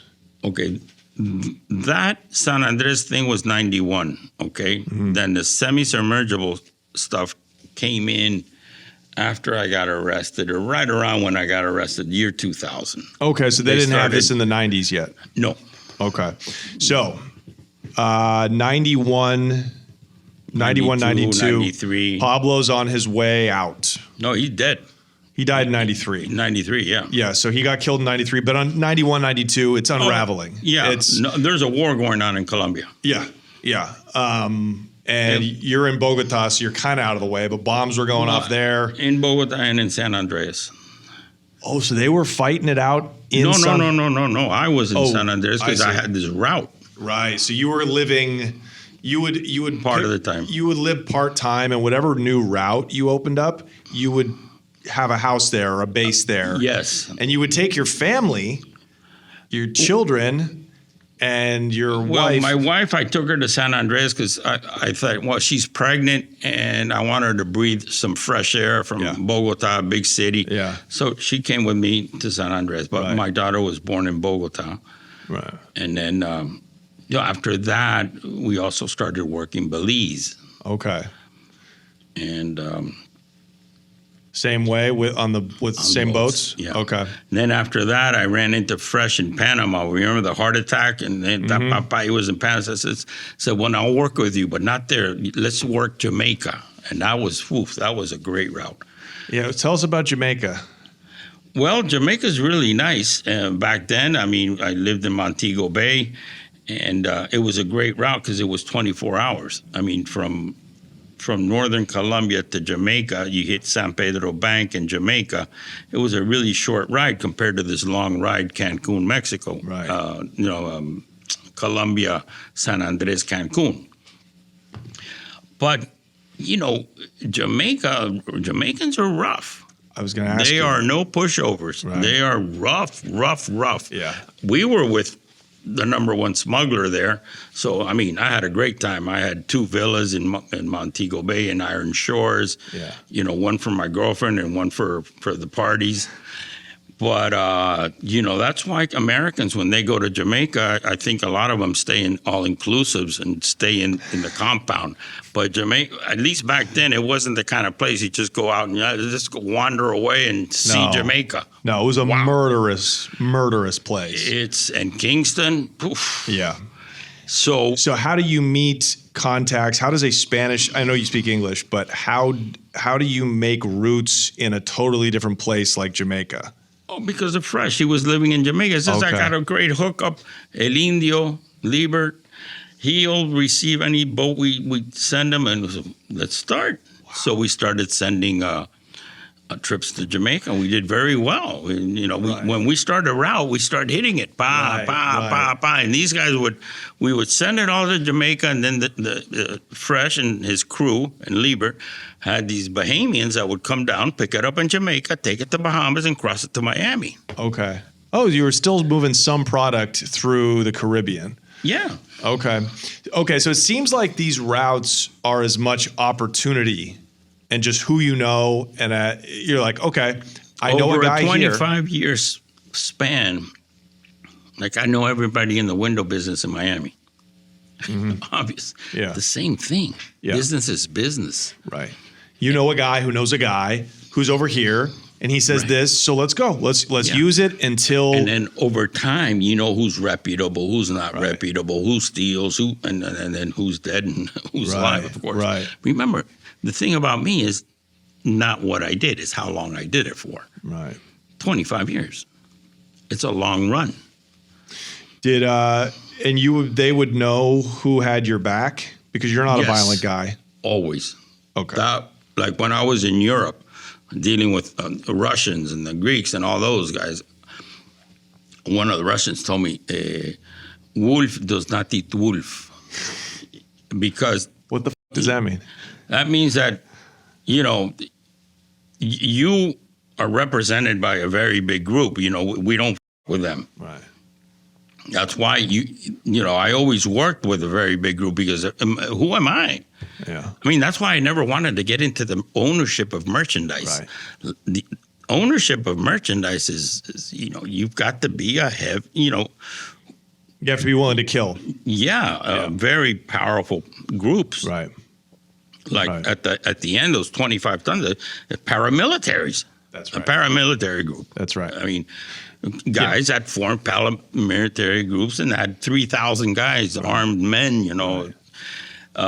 Right. How can a guy who looks like the Cuban Steven Spielberg Yeah. go? If Russians rip him off, what are you going to go over to Russia There's and put a nothing bullet in somebody? There's nobody then you could do. That makes sense. And yet,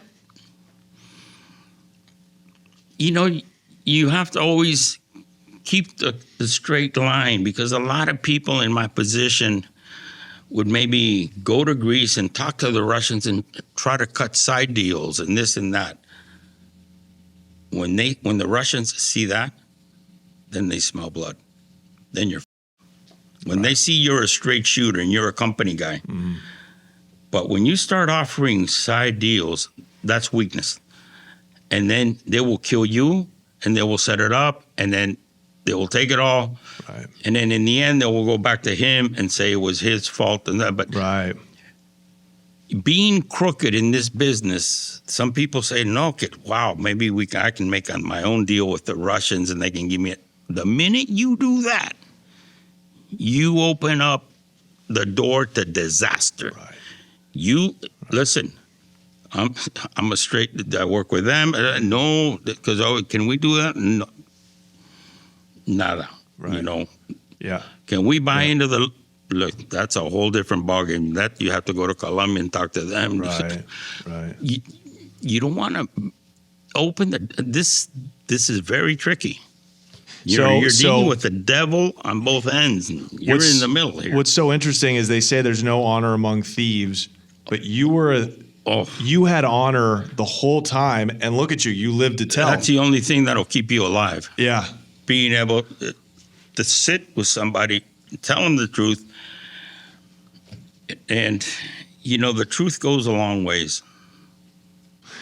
You can live with the truth. It's very difficult to live with lies because they're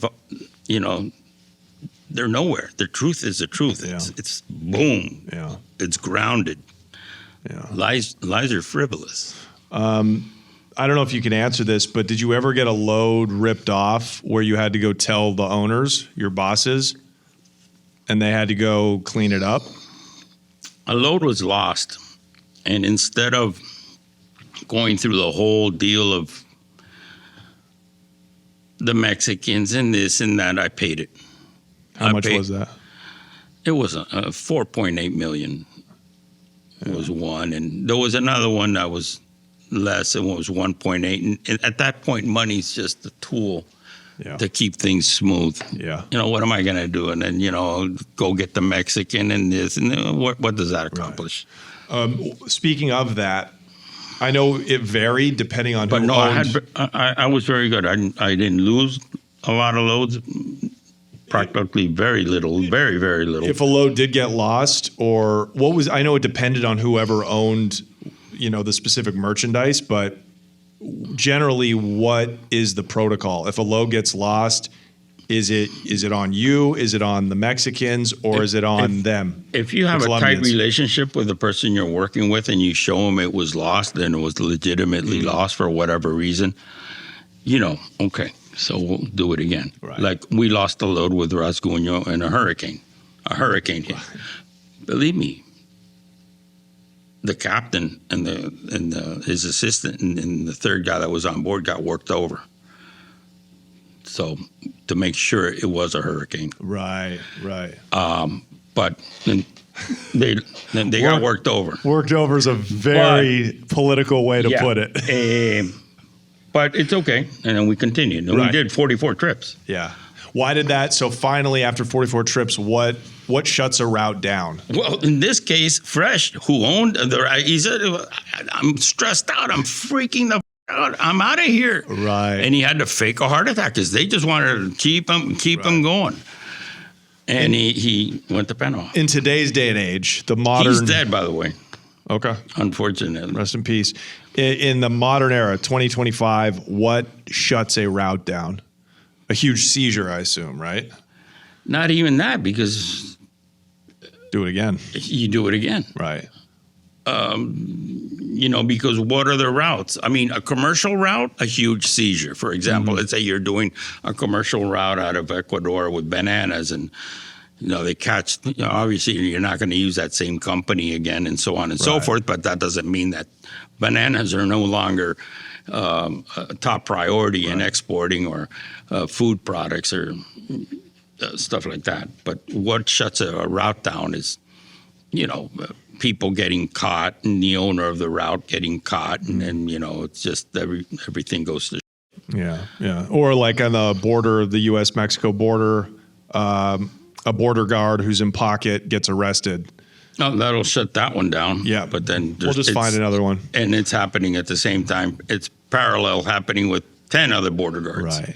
So your percentage of getting a load through was incredibly high, 95%? Very high, yeah, very 95%. I hardly ever lost the load. Okay. Which is good. Now. That creates goodwill. Yeah, no kidding. Now, Professor. El profesor. El Profesor. There were a bunch of El Profesores in Colombia. Yeah, I bet. I think in Mexico there was one guy they called El Profesor, El Profe. So during the collapse of the Medellin Empire, the infighting, the bombings, the Pablo losing his mind, killing his partners, the Ochoa's smartest drug traffickers in history turned themselves in and to this day are living off billions of dollars they made. Smartest, most successful drug traffickers of all time. Gotcha's murdered by, he's ambushed by the Colombian military.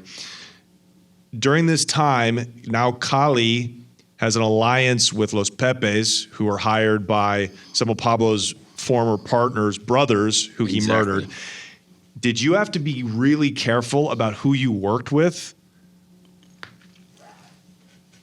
I worked with Fernando Galeano, okay, and he got killed. Mm-hmm. Mickey went to talk to Pablo, and he thought he wasn't going to come back. He went to talk to Pablo in La Catedral. Right. So I just eased on to Northern Valley, which, Cali had Cali lasted a long time, but after Pablo, they went right after Cali.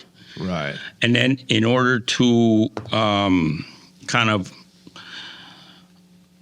cool the government down, Cali said for a while, everybody has to stop working. So I started working with somebody that didn't stop working, which was El Mono Endo, which he was really nuts. And Mickey called me over one day. He says, Senador, because they used to call me Senador. Senator. Regrésese a Bogotá. Yo lo voy a poner a trabajar, pero pare de trabajar con el Mono Endo porque el mono lo va a matar. He's going to kill you. Yeah. So that was a brief interlude there, but after Pablo and the Medellin thing, I never really worked with Cali. The only guy I worked with Ivan Urdinola a couple times, but I went to Northern Valley. Right. So after Pablo, I went with Rasguño. Okay, but you didn't go with Rasguño until Pablo was dead, correct? Out of your own safety? Did you have to... We started working with... No, actually, no. 93.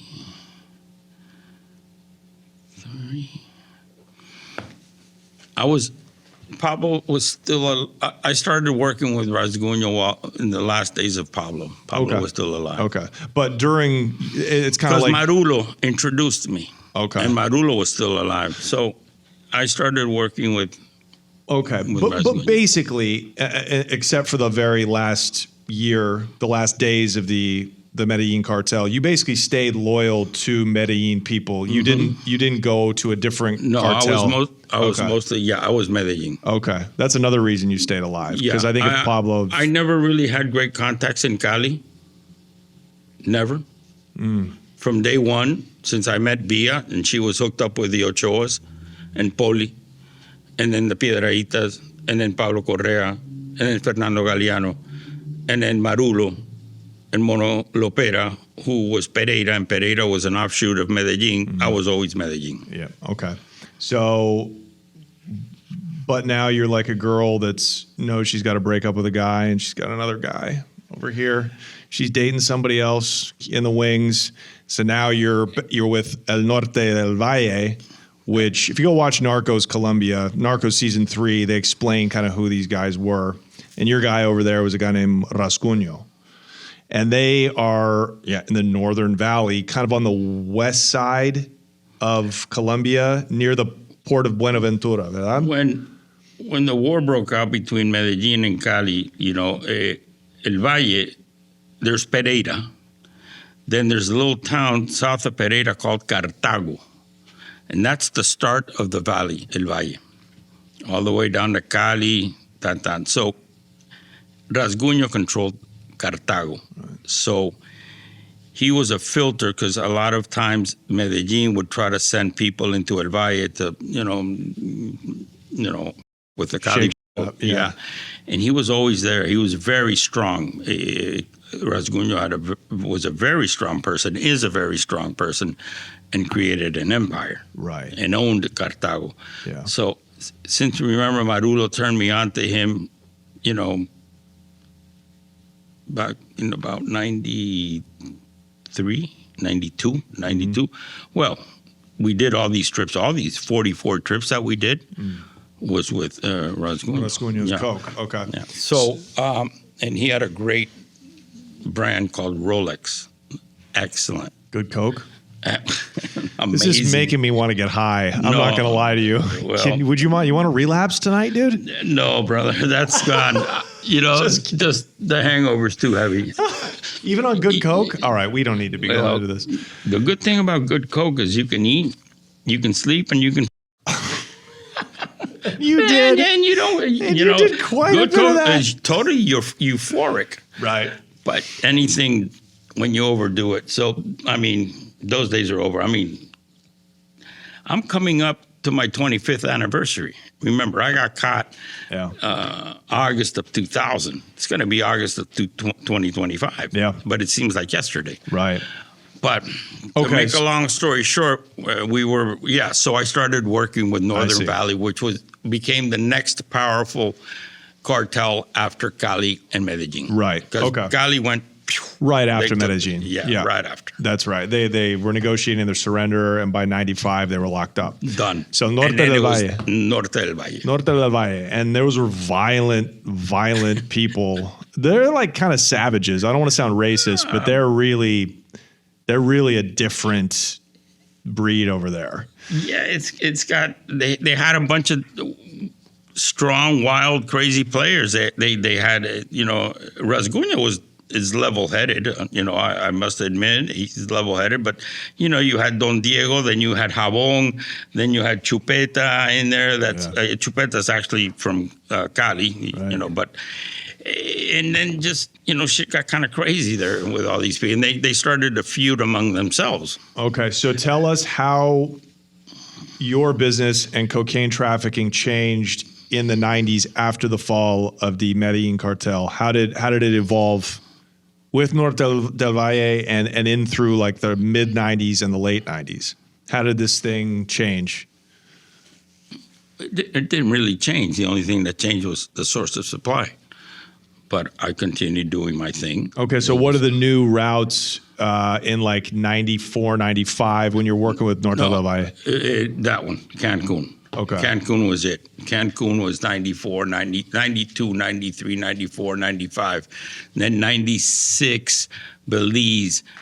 97 was a slow year. 98, boom, heavy, Jamaica. Okay. And Jamaica, I worked with somebody else. I didn't work with Norte del Valle. In Jamaica, I worked with another group, with Papito and with Beto.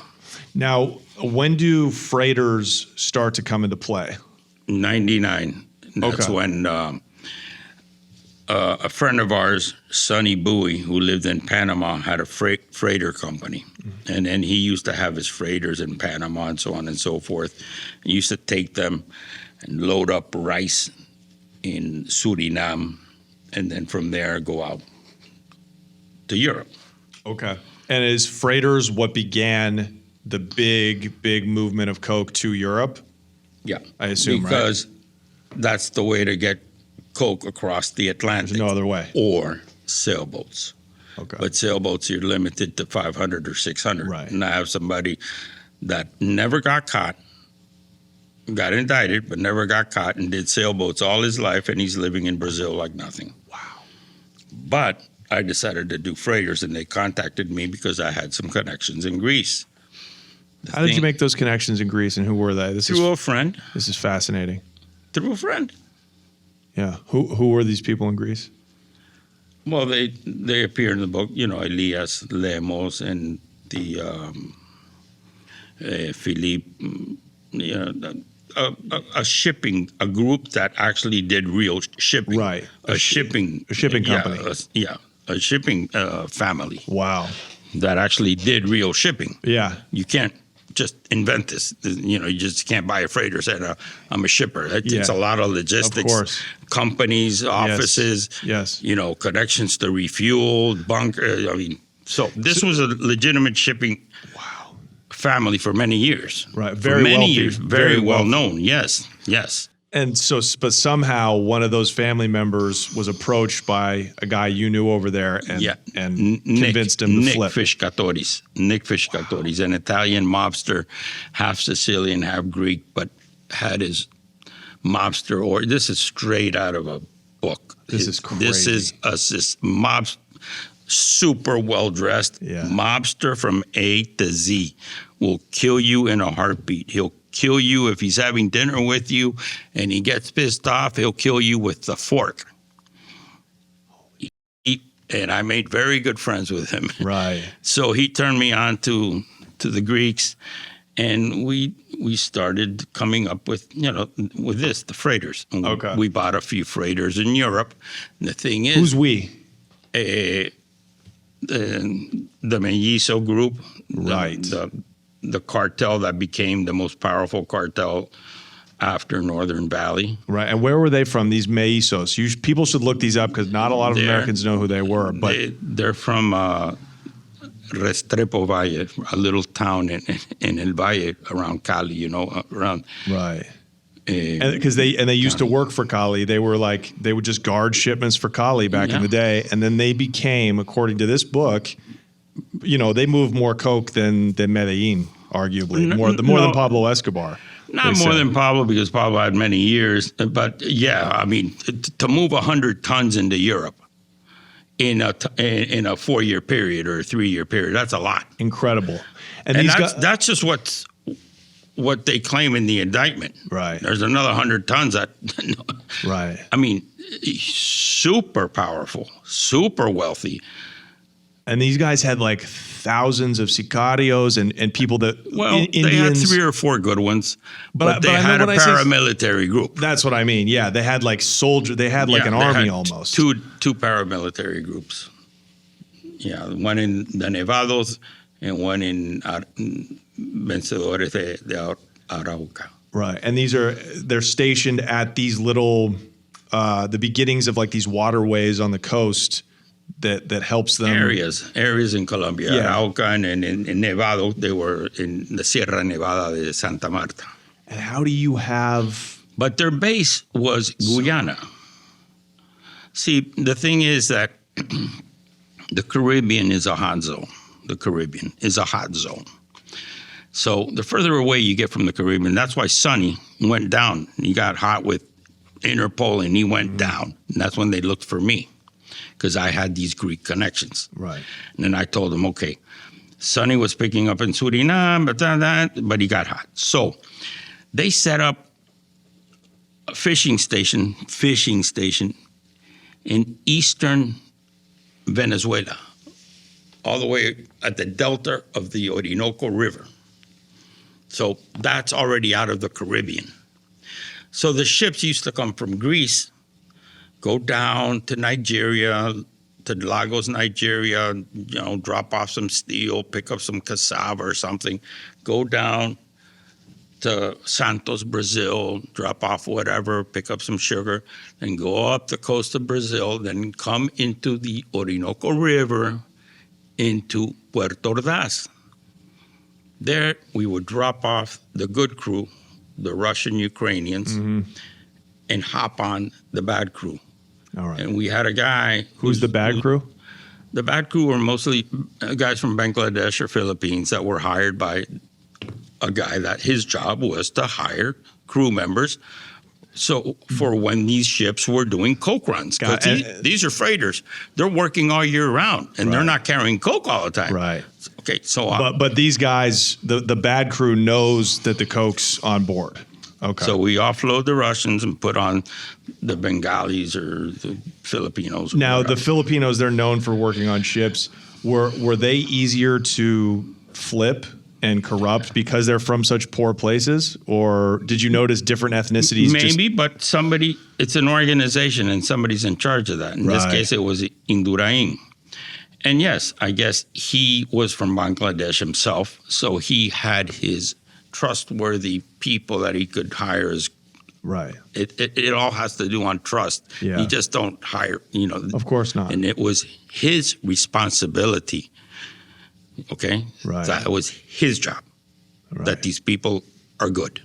Yeah. Okay? And there's nobody flipping and like that. But it's important to know because this is most of the cocaine today, especially the coke that moves to Europe, are in these huge freighter ships, and probably those crews know what's going on.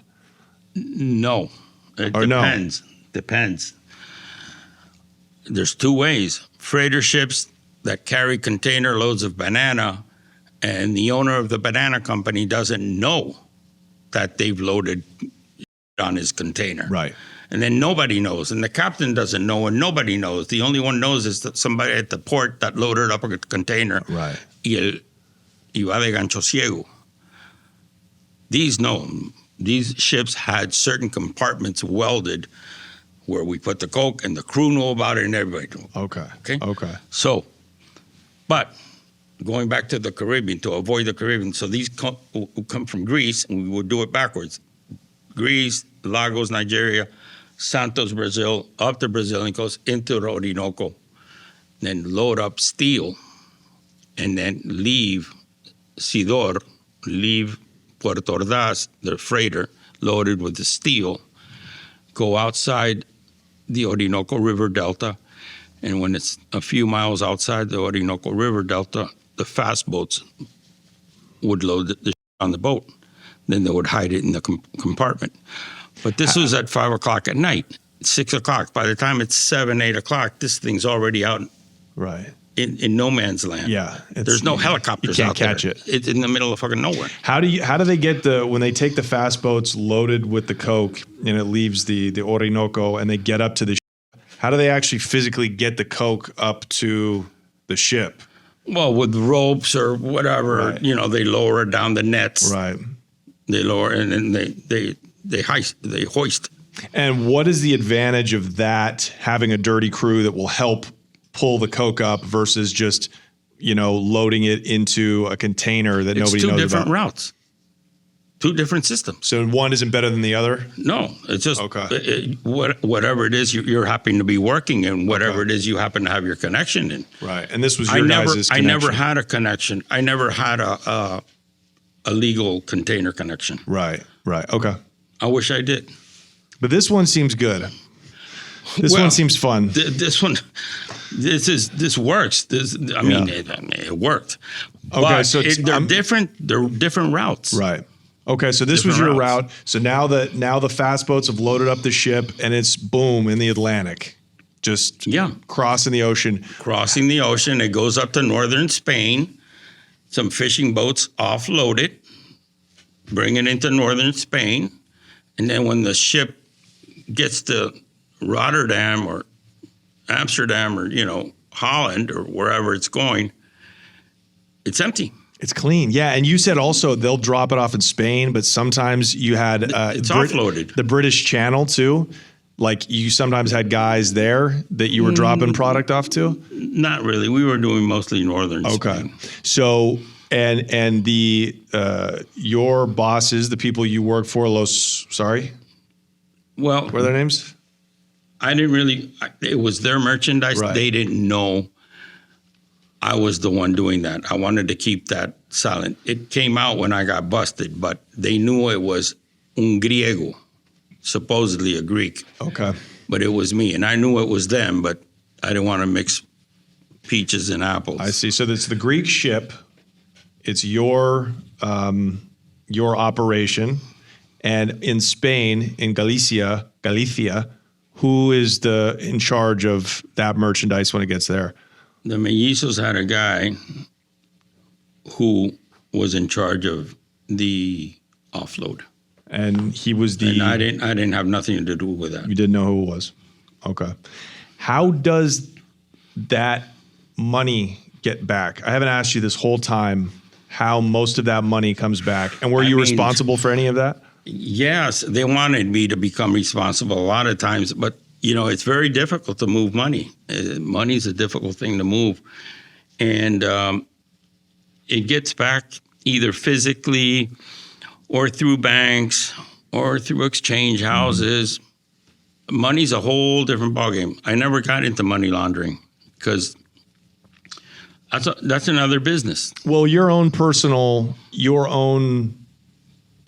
methods, let's say you, there's $6 million that you made. I'm just making up a number because sounds about right. You made $6 million off of freight that successfully landed in Spain. How would you get your own money? Well, I had good connections and either, open offshore accounts. Those are small amounts though, 6 million. Imagine having to deal with 500 million in cash in Spain. It's Think about mind-boggling. it. The minimum was 5,000 kilos. 5,000 kilos gets sold for 30,000 a kilo. That's $150 million. Okay, so and then 1 load, 2 loads, 3 loads, and then you got 500 million in Spain. You got to bring that back. It's a pain in the ass. It's difficult. How the fuck do you do that? Well, I didn't want to get involved in that. Okay, so you didn't. Wow. Back in the 80s, I always loved art, so I bought an art gallery in L.A. and I laundered money through an art gallery, and I laundered money through the sugar business. But my amounts were small because I had to deal with 3, 4, 5, 6, 10, but not 500 million. Remember, you're talking about billionaires. Yeah. Yeah, the mellizos, again, these are just small. These are like country bumpkins, dude. I'm sorry. I love Colombia, but you know what it is? They're country bumpkins. How do they move? Did they physically move? Because actually, they $500 are million? very, very smart people. Very, very smart people. And on top of that, they have the power of the gun. That they are smart, very smart. Very smart. Do you think that 500 million in cash? This is just speculation. That's nothing. But I'm saying, okay, just on a drop, across ocean drop, they worth 500 million. Do you think that cash is physically moving back across the ocean to Colombia, or is a lot of it staying in Spain? A lot stays and will get funneled elsewhere. For example, there's so many different ways people will receive it and bank it and put it through companies. But it does not all of it go back to Colombia. Right. Some of it gets put through offshores, circled around. For example, the Mexicans, a lot of this cash that's in the U.S., it goes back to Mexico the same way the coke came up in tunnels. Yeah. Forget, 500 million going to an exchange house with 9,000 here, 9,000 here. Just the bulk of the money goes back through the tunnels. Mm-hmm. So they got $1 billion in Mexico. They'll put it in a couple of containers and send it to China. The Chinese offload $1 billion in cash. Over there's no, cash is cash. And with that $1 billion, they buy this and they buy this and they buy cups and they buy dishes and they buy knives and they buy machinery and whatever it is the Chinese build, which is everything. And that gets dumped in the world and sold. And then they say, put so much in that account, put so much in that account, put so much in that account. Boom. Done. Clean. Wow. This is all, it's just so unbelievable. How complicated, how many people are involved when you're doing $500 million, $1 billion loads. Just try to imagine how many different people, from accountants, from the people throwing the coke up on the ship to the lawyers and the front companies in Spain and Europe and all over the world. It's mind-blowing, the corruption. No, it's totally, and it's one of the largest businesses on the planet. Yeah.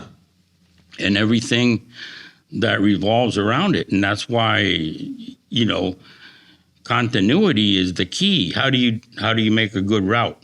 Well, by staying alive, because it's not something you just make up. And a lot of the people try to do it. They go to somebody like Rasguño. He's not dumb either. But a lot of people try to, just invent shit that doesn't go very far. They end up dead. There's serious problems. I mean, we've all read about those things. But to have a good route, you have to know what you're doing, who's going to handle the merchandise at all times, where it is, when it's going to get there. You just can't tell somebody, give me your shit, and I'll have it in Madrid in a month. And, 4 months go by and the shit is still who knows where. No, I don't know where. That doesn't fly.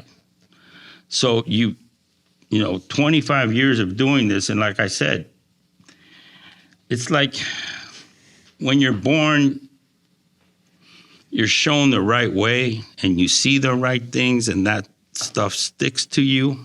And when you're born, you see the wrong shit and you're taught the wrong things and that sticks with you. But when you see what's right and how right should be, that's why I said I was very fortunate to meet Bia. And she had a golden goose that was an American guy that paid the way drug deals should be done.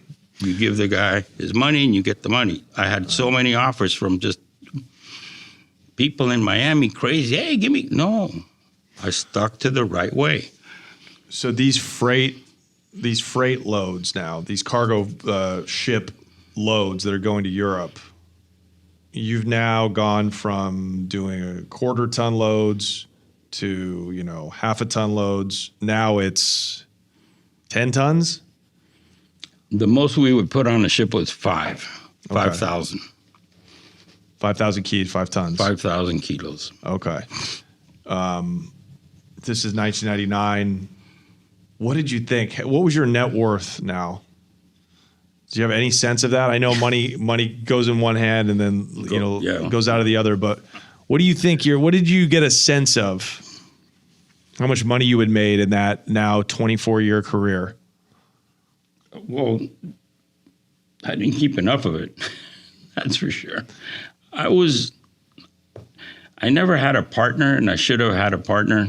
Or maybe it's a blessing not having a partner because I'm not an administrator. My dad was. Right. My dad was an administrator. I'm a salesman by nature. Yeah. I'm a creator. That's why I loads and stuff that I like. Yeah. But a lot of reckless financial moves on my part, macadamia farms in Costa Rica and this shit and that shit. I don't know, but anywhere $25 million that you may have or you may not have. Mm-hmm.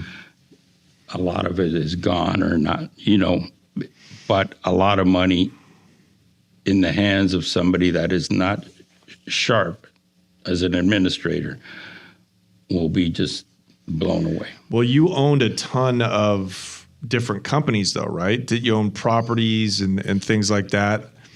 I had some properties and companies, not really companies because when I was involved in this took up all my time. Yeah. Yes, I did have coffee companies in Mexico, latex companies, so on and so forth, but they were nothing like huge international. And they were locally run enterprises that I really enjoyed. For example, the coffee company in Cancun. I love that. I should have stayed doing that, but then that's not me. I should have when AIDS hit, I started a latex business and I started making condoms. Wow. In Mexico. Wow. So I had this factory in Mexico making rubber gloves and selling and shit and to Seguros Sociales Mexicanos and this and that and condoms. Because that's where my mind was. And those were profitable companies. That wasn't just a place to run money through? I had a partner, so no. Those companies I had Mexican partners and I wanted to keep it clean because supposedly they did not know anything about what I was doing. Wow. The only thing was that they all knew I had some money and we never needed a bank for any financing. We never needed banks to finance anything. Right. Okay. With these cargo ship coke loads, are you still taking 5%? Is that your fee? Or how financially? Roughly. In the end, that's what it would work out to. And my partners, the Greeks, for example, there we owned always owned like 100 to 200 kilos. But Okay. notice that that's very little compared to 5,000. Right. But I didn't want to go there. See, it's people they don't know it's fat, 1,000 kilos. You know, this is stick to what we know how to do. And if we can get an extra 100 kilos, and, you know, then that means that the freight is almost zero to us. You know, 100 kilos, you know, at 30,000 a kilo, I'd give it back to the Colombians at 25,000. Right. I didn't want to have nothing to do with selling. So, and then who finances a 5,000 kilo shipment? The mellizos. Right, the Mises. That's all. So you're just using your contacts, your expertise, your route. That's what you bring to the table. Yes. That's your value. Yes. Yes. Yep. That's a huge value. It's everything. Yes. And if you would have told them, listen, you got 500 million in Europe, and give us 100 million to buy boats, they'd give you 100 million to go buy boats. But then, you know, okay, and where are you going to park these boats? And what the, you know, what the fuck? I mean, when I got to Europe, my Greek partner, Elias, takes me to a meeting with this Russian guy. Remember the Russians that just broken up? Yeah. This motherfucker offers us 15 Russian submarines. Not one, not two, 15. And I go, Elias, where do we park it? No, okay, but Elias, that's one. But this guy says 15 and he won't go for one. What? I don't know anything about submarines. I mean, we're at 15. We said no, obviously. But that's the kind of shit that was going on after Russia breaks up. I mean, just this guy was probably, I don't know, some mid-level guy offering 15 submarines. Wow.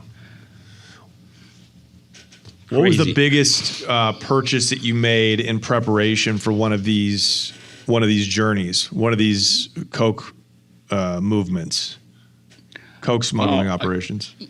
My planes my first plane cost 500,000. My other planes cost $1 million.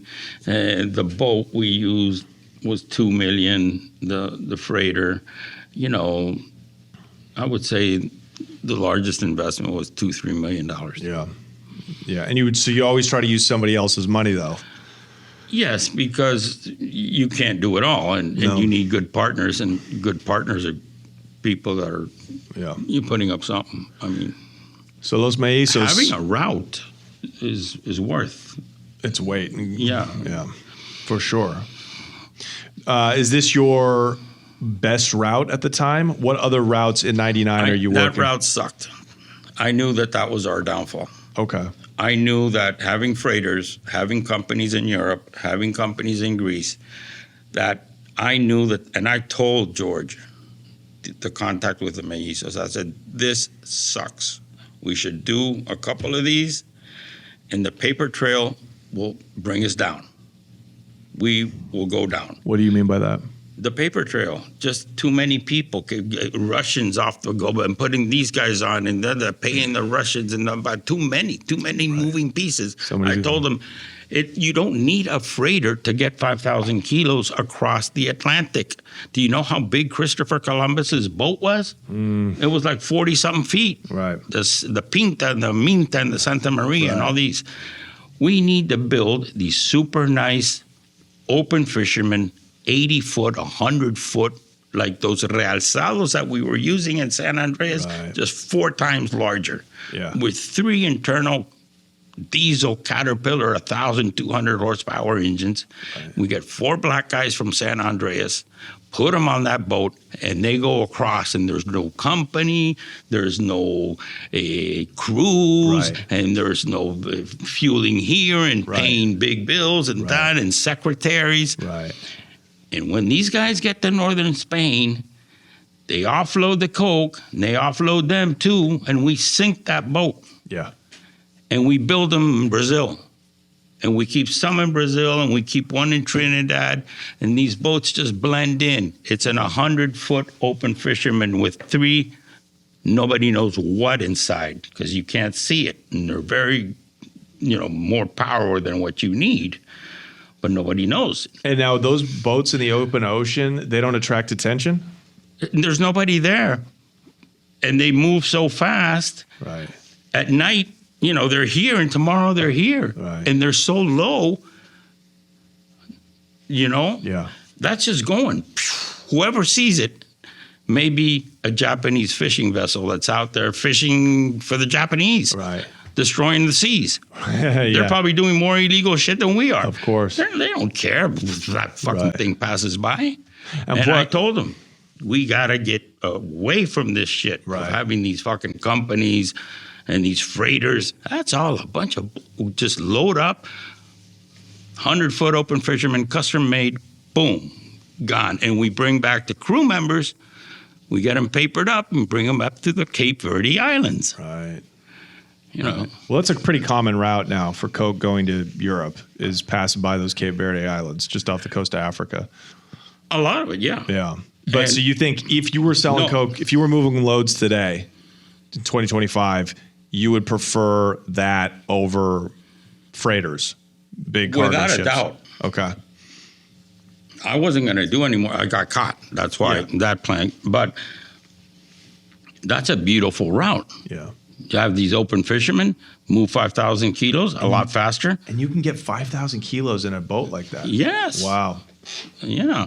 Yeah. I know a lot of the submarines, the I mean, semis. if we put 1,600 on a 34-foot realzado, imagine a 100-foot open fisherman. I Right. mean, you've seen those sport fishing boats, those Vikings that Yeah. are 73, 80 feet.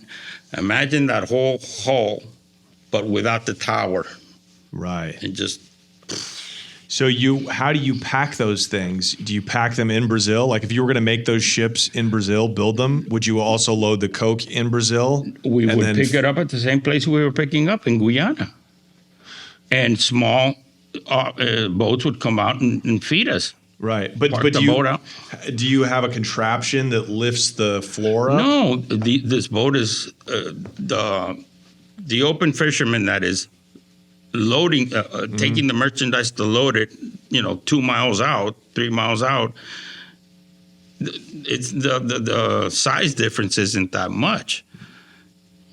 No, I know, but I'm saying like if somebody boards it, don't you want to have the coke in a place where they can't? Oh no! If somebody boards it, there's nowhere to hide it. It's Okay. not like a freighter I see. that they can board it and where is it? Right, No, right. The freighter is like a hotel. I was just thought like a trap, like in a trap car, No. something lifts no, up. a because seat lifts number up. one, if somebody boards that, what the hell is a 100-foot open fisherman with 4 guys from San Andres doing it in the middle of the Atlantic Exactly. with no exactly. fish? Okay. And it's not a fishing boat. Okay. No, but the idea is just like the go fasts from Bahamas to Miami. Nobody Right. boards it. Right. It just Yeah.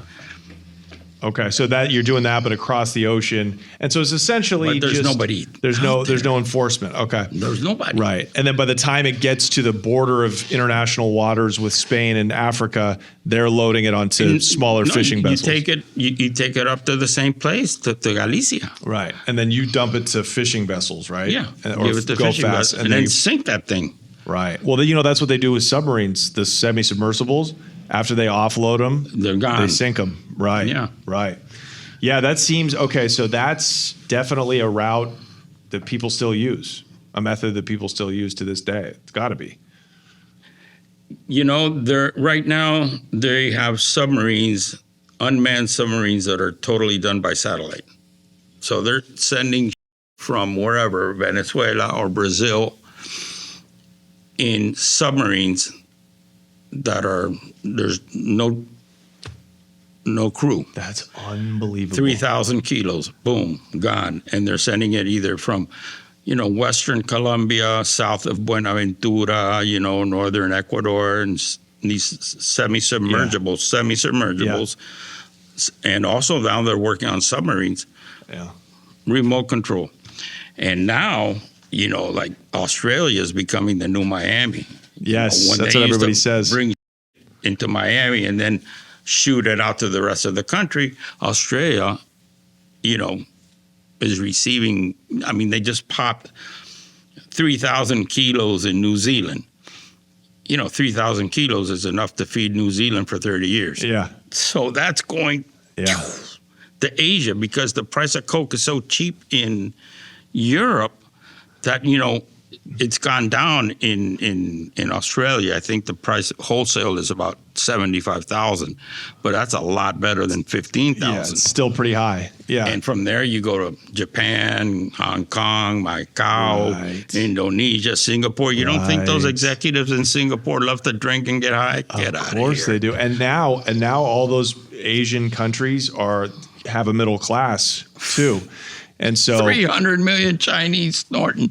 Wow. That's a lot of noses. that's a lot of noses. Flat noses. That's where I'd be that's going racist. if I were working. Australia. Yeah, of course. We've talked to people that have got. Let's call Jesse Fink. Should we call him?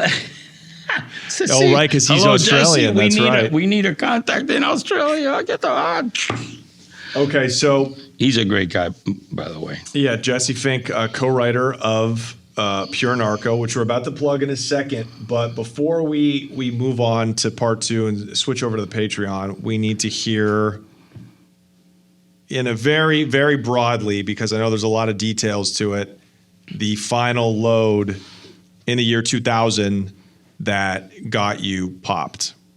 Finally, after 25 years. Well, the organization got infiltrated. They had a worker, somebody that should have never been hired. Is this the Los Mellizos? Yeah. Okay. They had a worker that traveled to Miami, and in Miami, boom, they grab his ass and they read him the riot act, and he flips.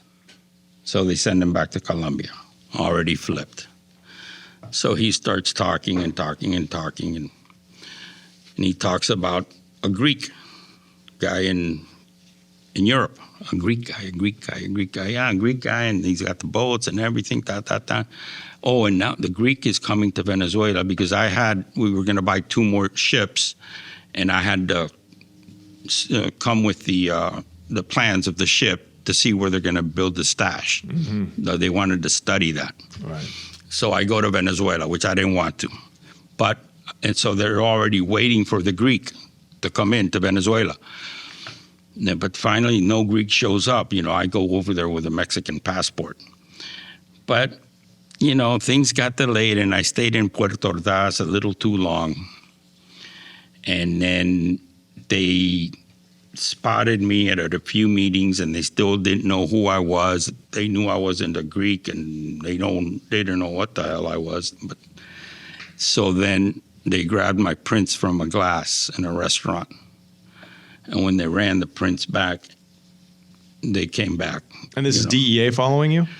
Well, actually, it was a joint international task force. It was like 14 nations. The Brits were very much involved. Wow. The Brits were very much involved. Eric Kabinski was in Barranquilla. They called him. The DEA, ICE, the Brits. They arrested my partners in Paris.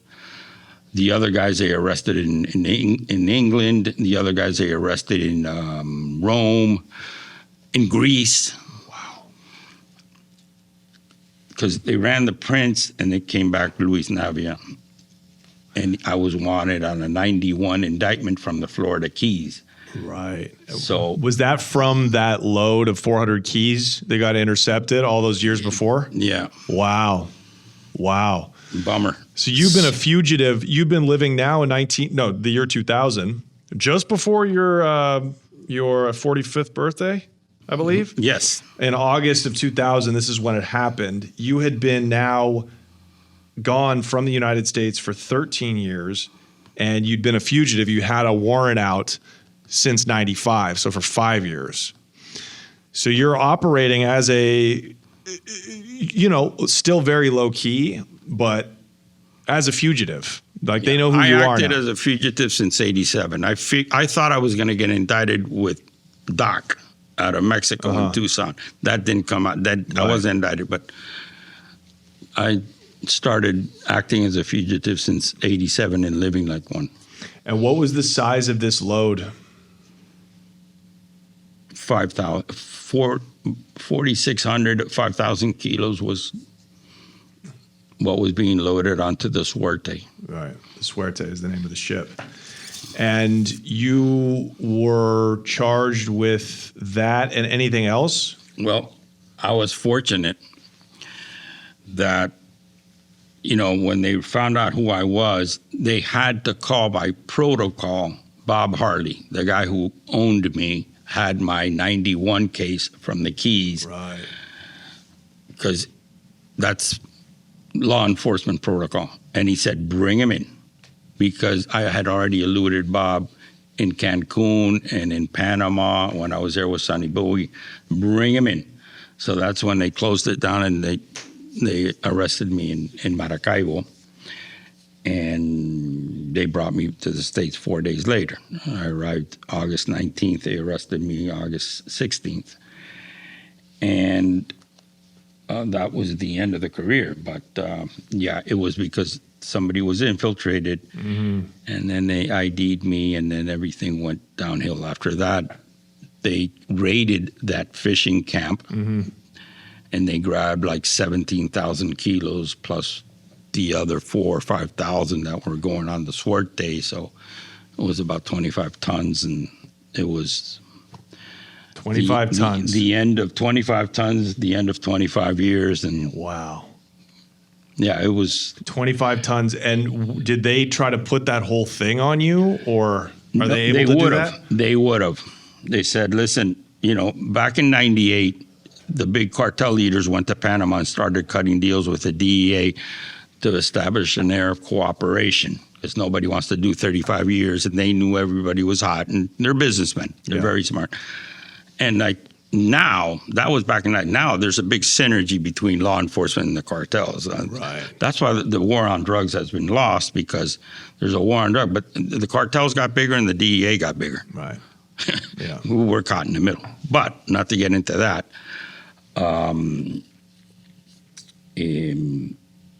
What were we? 25 tons. Enough to put you away for easily. And they didn't charge me with that because I said, listen, I'm going to plead guilty to the 91 charge, and I'll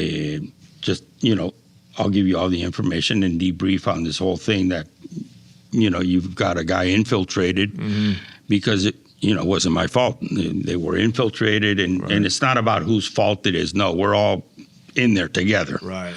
But I am not going to, go to trial on this or anything. Right. I'll play ball with you guys. Just, I'll try to do the best I can to not to have to do the 35 years or. Well, you must have been facing life without. Even 5,000 kilos get you life. It would have been life. If I would have fought this thing, they would have just come down at me. I mean, I just found out recently, not only would they have hit me with the 91 charge plus this charge, but they were going to hit me with a charge out of New York, which I didn't know about. It's disastrous. Once these people have you, I mean, you can go ahead and do 35 years. I mean, my wife had to go to Colombia to get permission for me to debrief. Wow.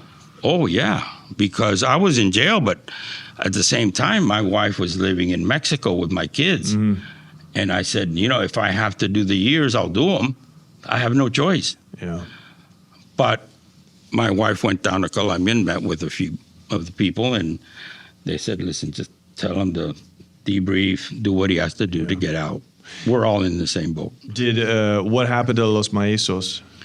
Well, unfortunately, one got killed in a firefight with the Army. Tough cookie. And the other one got arrested a few months later and brought to the U.S., and he did his time. And Is he still in there? No, I don't think so. He did his time, and he's out.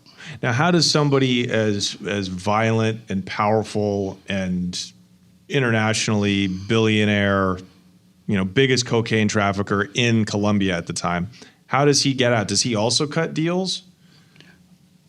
Well, he's got very good lawyers, and not everybody's case is the same. Yeah. And you don't really know what they really have on you. See, just because they say he's big, I don't know. Me, for example, I was caught red-handed. I had the 91 indictment, plus I had 10 or 12 people in the system already willing to talk about me and cooperate against me. And then I get caught with this whole thing. But the mellizos weren't in Venezuela. They didn't get arrested. So everybody has a different situation. Right. And even though somebody may be richer or badder or worse, but we all have different situations. Who was willing to testify against you? Oh, a lot of people. The same people that got arrested with me in Venezuela, the people from the Keys from 91, plus a bunch of other people that, would have just popped up. Yeah. So it's a losing battle. And thank God, they said, go ahead, let them debrief, no problem. So did you have to cooperate? Like, who did you Yes. cooperate against? Well, what I gave was a historical, because there was no pending case. The only case that was pending was the one from the Keys. Okay, and that was so far gone that, basically I didn't know the people that were going to cooperate against me. I just had to debrief about my whole 25-year history and tell them everything I had ever done. Right. Proffering. Yeah. Okay. Yes, I had a proffer agreement. Did you have to turn in all of your assets? Yes, I had to turn in quite a few of the assets, and thank God I didn't get hit with restitution. Right. What was the value? Like, what are some of the things you had to turn in? I'm sorry to open old wounds. Yeah, we lost, the farm in Costa Rica, the different accounts, and, Right. certain companies. Yeah. You give up your companies in Mexico, your coffee company? Yeah, that's all gone. You had to give up cash? They, Did you have any money that they didn't get?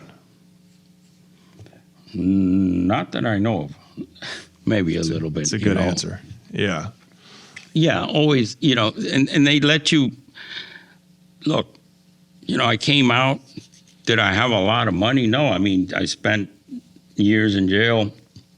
It costs money, to keep your family going and to start up in business.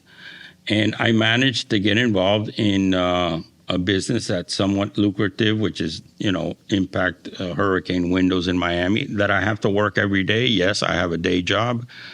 That I'm living off the fat of the land. No, I've got to wake up early and get to it. Yeah. So I've been fortunate enough to have my family, my health, and the energy to face a new beginning. Right. But, if I would have had to, I would have probably stayed in. Thank God I got arrested when I got arrested, and there was that air of cooperation because everybody's cooperating. Mm-hmm. Now, my cooperation is different than the other guy's cooperation. Everybody's case is different. That's why you can't compare mine with mellizos or anybody else. Everybody's got a different case. Do you let the bosses know? Like, if I've heard this, so I'm going to ask you because I think it depends. I've heard that really, really high-level players like yourself, if they get busted, it's known that you're going to cooperate because you got to get out. Do you let the people that you're going to give information on, do you let them know, like, hey, I got to tell them about you? You've got to be truthful. Okay. Number one, the U.S. government knows more than you think they know. You know about a few trees in the forest. They know about the whole forest. Mm-hmm. You can't be untruthful. Whatever you do, you got to be truthful. So you can't let anybody know that you're going to testify against this guy and not this guy and talk about no. You give them the whole spiel. Yeah. You give them what you know. They ask you this, you answer honestly. Right. There's some things I don't know about. Yeah. There's some things I do. What I know is what didn't they know? I don't think I told them anything they didn't know. Right. For example, in this operation of 25 tons, they had an infiltrated guy in the organization. They knew more than I did about what happened in 1991. They knew it all. They busted the people. They know it all. It's just what they want to see is truthfulness, that you're not trying to pull the wool over their eyes, because they will slam you and you will never see the light of day. Oh, yeah. But the game's over. You're caught. Now you've got to come across truthfully, and they want to see that, at least this is reformed. He's not going back to his old ways. That's a big mistake. What was your sentence? 11 years was my first slam, and I did 5 out of 11. Wow. How'd you get out that quick? Well, originally when you get arrested, you're up at level 38 or whatever. So you're looking at 35 years. But then, you sign a plea agreement and you start the debrief, and your levels come down. I mean, if you have no violence, it comes down 2 points. If it's your first time, it comes down 2 points, for something else. So then it starts going down. But then you have a 5K1, you get 2 bites to the apple. Okay, the 5K1 is a reduction before sentencing. So you cooperate with them and you debrief with them before sentencing. So by the time you go to sentencing, by the time I went to sentencing, I was looking at 11 years. I got my 5K1, they gave me 2 years, so it was 9 years. So out of 9, I did 5. That's how it was. Out of 9, I did 5. My sentence was 9, 108. Okay. I came in front of the judge with 11. They applied the 5K1. They took off 2 years, so I got sentenced to 108 months. So 9 years. you after cooperating, you got 11 years. No, that doesn't make any sense. You get sentenced one time. So you got sentenced to 9 years, and you only got 2 years knocked off of only an 11-year sentence? I don't understand. Okay. That doesn't There's make sense. sentencing guidelines. Yeah. Okay, so when I went in before the judge, I was at sentencing guideline, whatever, 28, let's say. Right. That's 11 years. Oh, interesting. Okay, 11 years, 132 months. But that's without the 5K1. So then the prosecutor goes, Your Honor, he has helped us with this, and that. He's been cooperating and truthful. We'd like you to reduce it to 9 years. I understand that, but you got caught with enough cocaine to give you a life sentence regardless of never being in trouble before. And I mean, when they put 5,000 kilos on you, Yes, but that's the sentencing guidelines. When you go in, you're looking at life. But then you cooperate. Right. But I mean, you're saying without but the 11 years, was that after cooperating?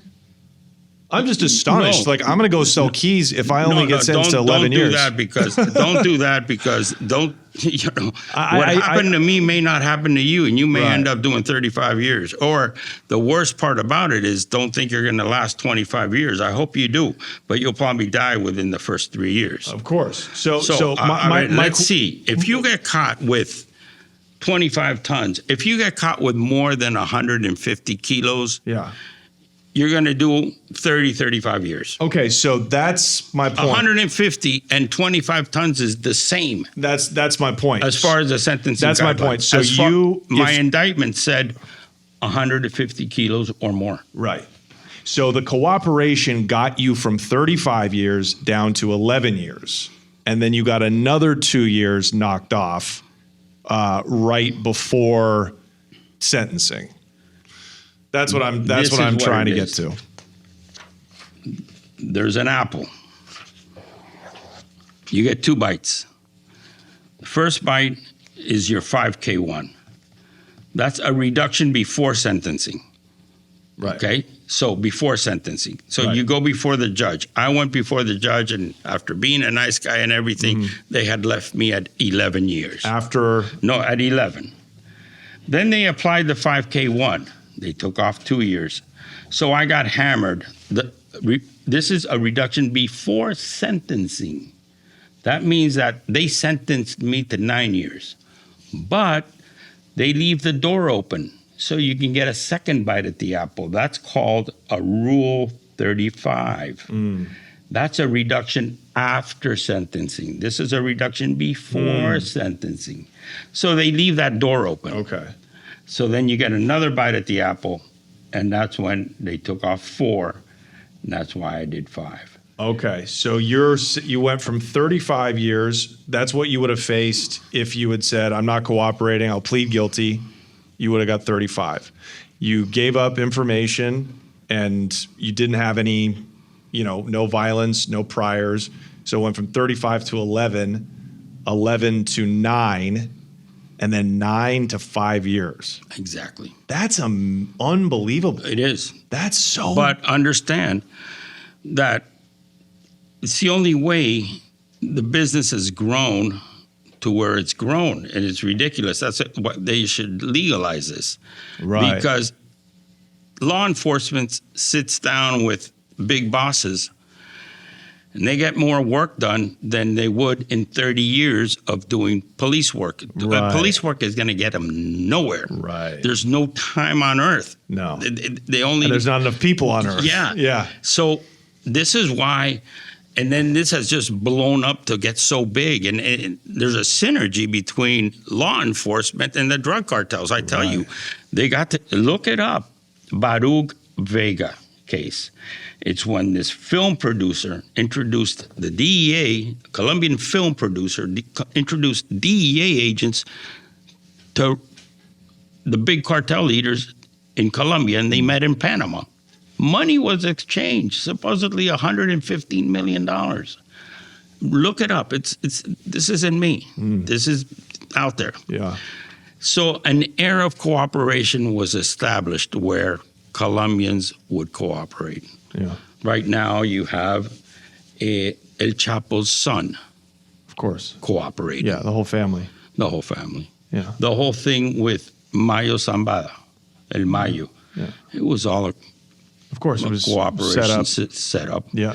And he's probably happy he's arrested from living with diabetes in the mountains, and he's. I'm not sure if in the he's happy, Federals. but Yeah, I'm not either. I won't say that, because let me tell you one thing. I never thought I would be arrested, and I never thought I'd get killed. Wow. Because, look at how long you'd went for. yeah, but you think I would wake up every morning and continue doing this if I knew I was going to get arrested? Of course not. Right. I'd quit. Right. I thought I was invincible. Yeah. If I thought I was going to get killed, I'd stop too. Right. I never thought I'd be arrested. When I got arrested, I couldn't believe it. But then again, the organization got infiltrated, and they took down the whole organization. Wow.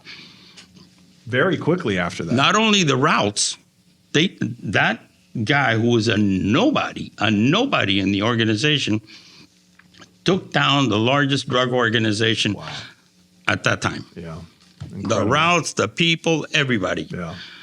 Very quickly, like within months after you went down, after they busted the 25 tons.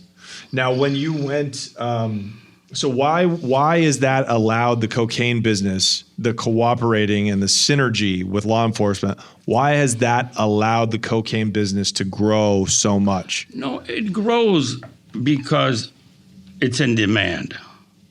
Yes. I mean, that's of why course. it grows. Obviously, right? Yeah. That's why it grows. Like right now, they're opening out new routes. When I was around, nobody spoke about sending a trip to Australia. No. Nobody spoke about sending merchandise to Jordan.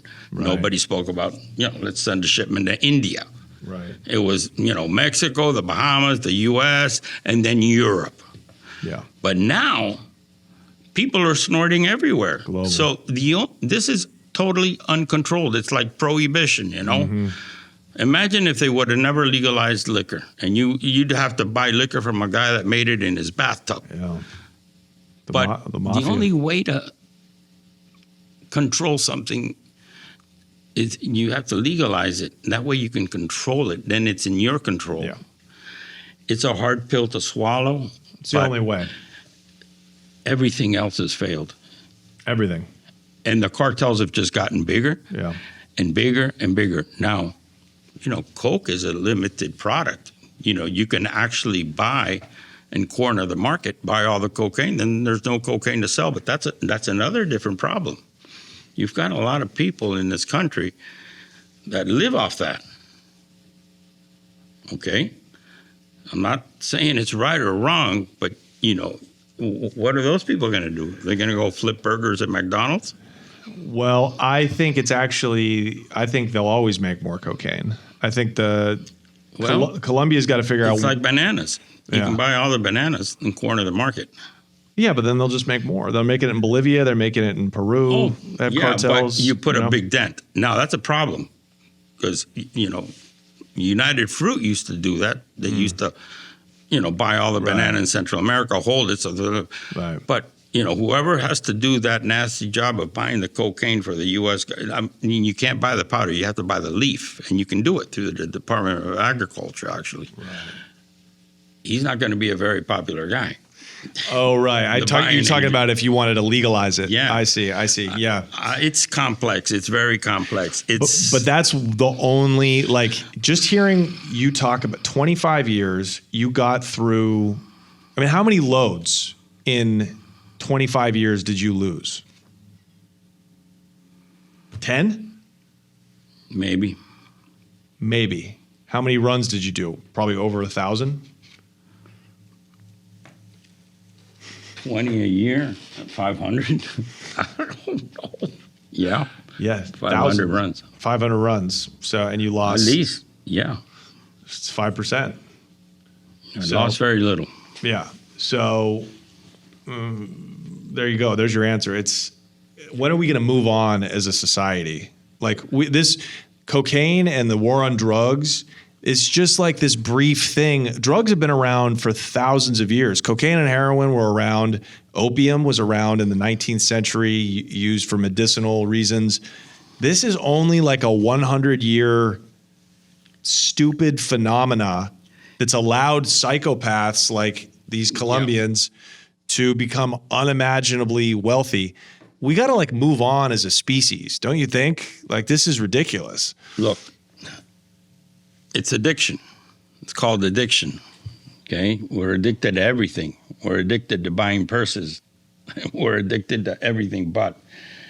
Even, the money that this produces, the problem is the money is badly used.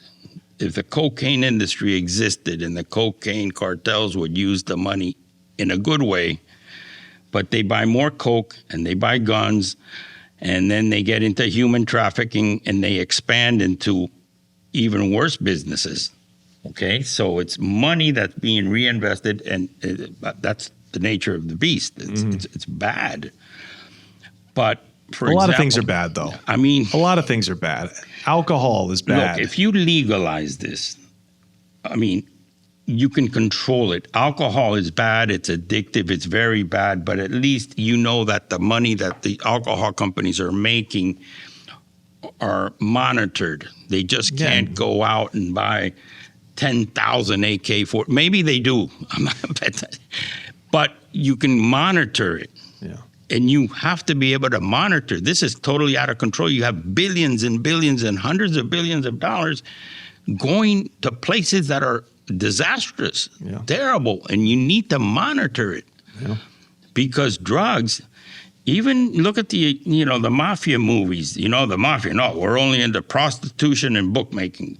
But then heroin came along and a lot of people got, it's the future. Yeah. It's too much money. The thing is that you have to be able to control it. If not, what's bad today is just going to get worse. Yeah. So I don't know how. It takes a lot. You have companies like the Rand Corporation. You have think tanks that are paid billions of dollars. Let them think about this for a while. But they need this. We need to start thinking along the lines of legalization, decriminalization, and controlling it. Yeah. Because right now the control is in the hands of maniacs. And you've got to have a healthcare system that puts focus on addiction. So it's look, I think of sooner than later it'll come to an end, but probably not in our lifetimes. It'll have to be, we're coming into a total changing of humanity with AI and with what I hope is the end of this fiat currency experiment. We'll go back to a hard money standard. It'll hopefully like when money was backed by gold. This will hopefully take away power from governments, and we'll see a complete decentralization and what I hope will be just a healthier humanity. And when you have more healthy people, you have less drug addiction, and then you have less demand for drugs. So, yeah, it's pretty much hopeless for now. But For now, it is.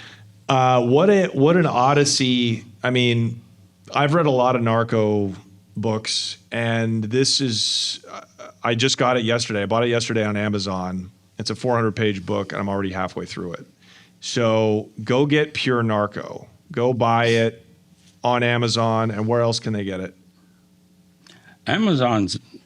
Is it cool just to go to Amazon? Amazon's. Okay, get Pure Narco. I mean, this is, Luis, this is one of the only, you're one of the only voices to actually pull back the thread on how international drug trafficking works.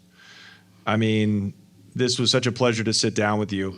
Do you have anything else you want to say? We're going to switch over to the Patreon now, but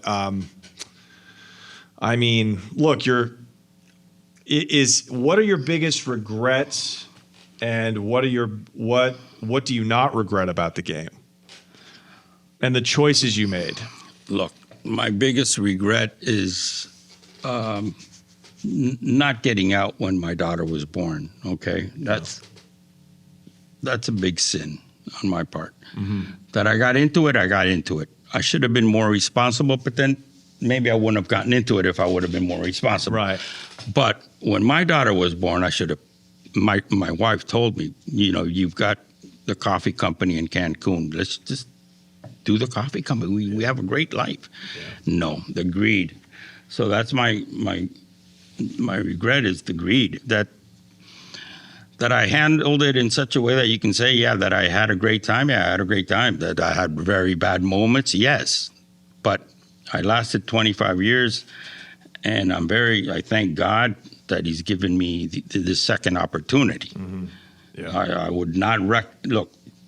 You can definitely educate yourself and do great in life. If you want to make money, you can focus on making money, and you don't need this to make money. Right. There's a lot of interesting ways to make money. Absolutely. But just like what I did was very difficult. To come up with a route and send a kilo, think about it. You could tell me, send a kilo from here to New Zealand. Yeah, you'll be at it for a while. It's not so easy. But I could have dedicated that same time and talent to my coffee business, to this, to that. Just don't get involved in drugs. It's nasty. And the worst thing is that they're investing the money in even nastier things like human trafficking. What do you not regret about it? It was a great opportunity. Not everybody has $7-10 million by the time they're 27, and I don't regret the great times. There are a lot of those, man. And in the course of all this, I met my wife, who's the real hero of this whole story. Is the women in the book are the heroes. Yeah, absolutely. And I've been blessed in that sense, and thank God, I've never, veered off. Like I said, I wake up in the morning and I'm happy at what I'm doing. So, and you live to tell, man. Go read this book, and you will see just the level of violence and savagery. It's like out of a different time. You can't believe this just happened 30 years ago. It's out of like the Middle Ages, the Stone Ages, the way that these people would cut each other up and torture each other, and the way that partners turned. Like the fact that Pablo Escobar didn't kill you. He killed people that were way closer to him, made way more money for him. And the fact that you were able to operate as you are for so many different groups is, you got to be grateful that you're not dead. If I have to tell people one thing, stick to who you are. Don't try to be somebody you're not. If I would have, I stuck to I'm not a violent guy. I don't know how to use a gun. I mean, I can I'm good at logistics, but don't try to be something you're not, Yeah. because that's not going to work out for you. And I told these people, listen, I'm not a violent guy. I'm not this, I'm not that. I'm good at what I do. And they said, we don't want you to be violent. Right. We got, just do what you do. Yeah. And when there's a problem, you come out with the truth. Yeah. But You stayed true to yourself. I don't even know how I did it. If I had to do it again, I'd say I don't know how. Yeah. If I had to do this again, I do not know where to start. Yeah. Like I said, I was blessed. I met Bia, and that was like a shining star, and it followed me through because I was kidnapped 3 times. Almost ended up being fed to crocodiles. I don't know if I had to do this again. Would I recommend this to anybody? No. I wish I would have had a client like you, though. Man, I tell you, we would have moved a lot of blow. Thank God I'm not from that era. Can you imagine? Oh my we would have had a God. great time, man. No, that's a crazy era, but it just gets crazier. Luis Navia, thank you so much. I am tickled. And once again, Pure Narco, go get it. I reckon we plug a lot of books on here, but I've never recommended a book more highly than this. And you will continue to do great things, my friend. So we're going to talk a little bit more on the Patreon, patreon.com/The Connect Show. We are talking to the great Luis Navia, Go get Pure Narco, and we'll see you guys in a second. Thanks, brother. Thank you, Johnny. It's been a pleasure.